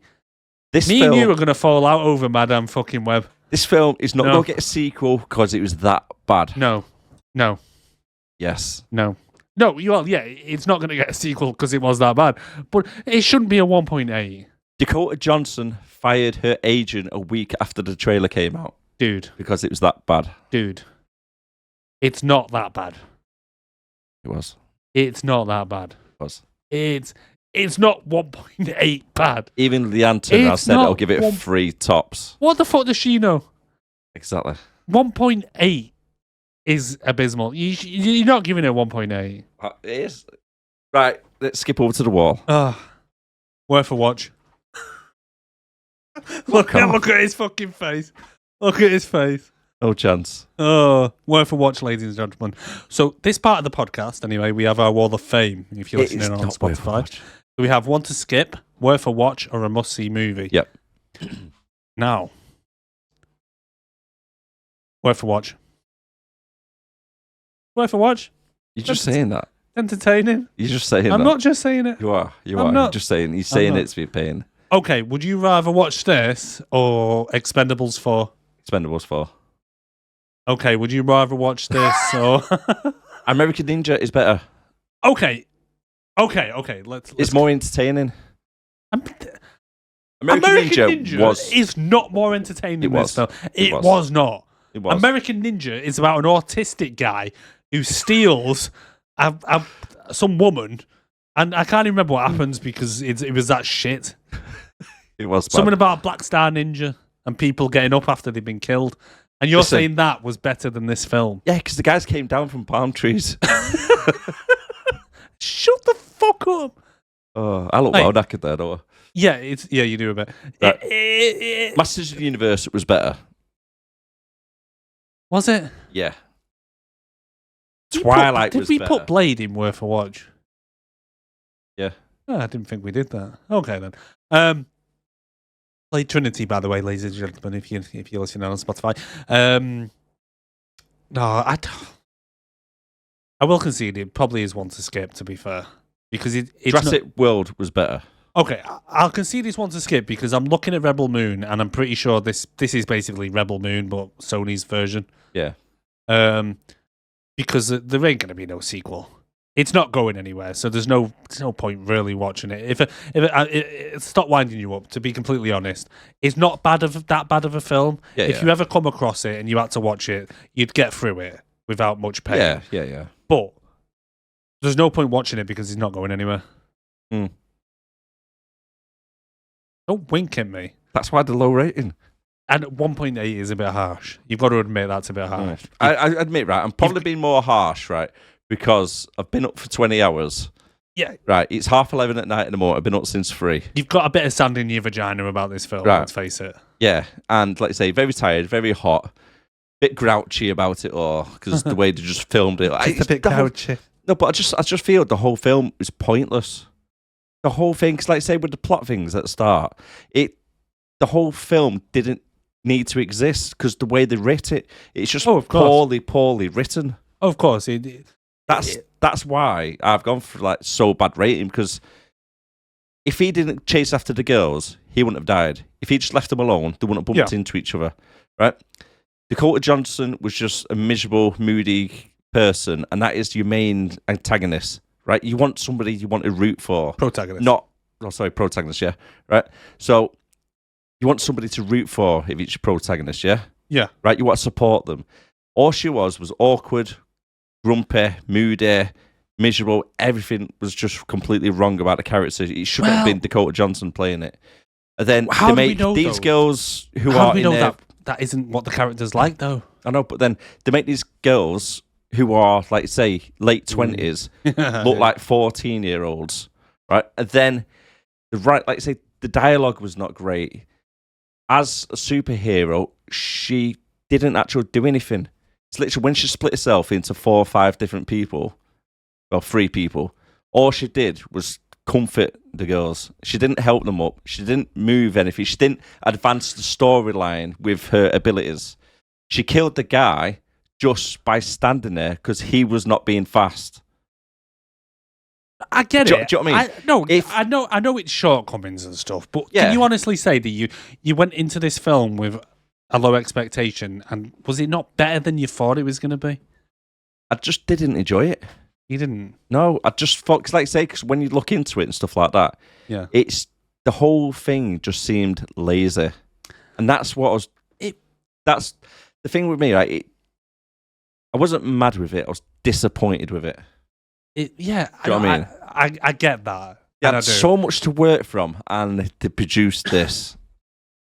I know what you mean. Don't get me wrong. It's a bad film and it's a bad premise, and you know, they could have done it a lot better just by focusing in even on the young girls a bit more and actually showing them getting their powers. And then, because to be honest, throughout the film, the first time I watched it, I was expecting them about at the halfway point to get their powers and then go after Ezekiel, and they didn't. So it is a kind of setup for a franchise that's probably never going to happen. No.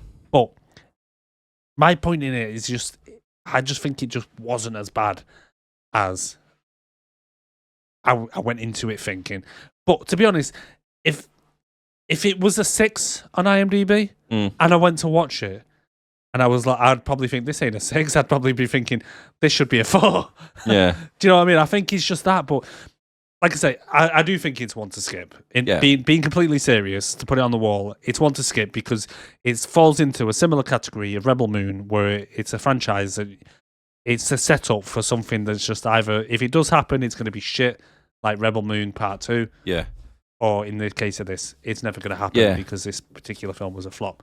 And to be honest with you, I've seen a lot of the videos as well, Dakota Johnson saying that they kept changing the script. So when she originally read it, it was completely different from what it turned out. Well, judging by like the... Again, you got your copyright issues, which probably hindered it as well. Yeah, the whole thing about like hiding the fact that it's Peter Parker and stuff. They did what they could with it. What they did with it, considering the issues and so on, fair enough. You get the hints and like, you know, you maybe feel like you're slightly smarter than the average bear because you picked up on it. But the problem you got is maybe they should have waited till the dispute with Disney or whatever was over, and then they could have actually linked it in. Maybe even, I don't know, just better writers. They could have done so much more. Had one of the Spider-Men in the film, maybe. I don't know. Like I said, they could have done so much more. Oh, it is. It is a wasted opportunity, but like I say, I don't think it was as bad as kind of the score was making out, but it's definitely one to skip. I think you'd agree with that. Yep. Right. I think you'd erase it from existence if you could, by the sounds of it. I would have like rewrote and redone everything. Yeah. I don't know why they did it the way they did. Do you know what I mean? If you go use young girls. Don't use someone who's like nearly 30 to play someone like young character. He just throws you off straight away. Yeah. And then, like you say... To be fair, if you hadn't told me before I watched the film that they were as old as they thought they were, I would have thought they were kids. It's the way they dressed them. Yeah. Yeah. Like I say, they just could have done so much more with her ability. Yeah. They could have expanded on like being at several different places at once, and could have been an epic fight at the end. The thing is, they could have brought her into it already knowing her powers and so on like that, and then mentoring these girls. Or just do all that at the start. Yeah. Then mentoring them and stuff. Yeah. Yeah, there's so many ways they could have done it, but this is how it turned out. Okay. I've been Darren. I've been Erik. We'll catch you next week. Please like, subscribe, comment, all that shit. 6andbelowpodcast@gmail.com. But it's late. We're going to wrap it up. But yeah, join us next week for... Thanks very much for watching. Thanks for watching, Really guys. appreciate it. Thanks, Okay. guys. Bye-bye.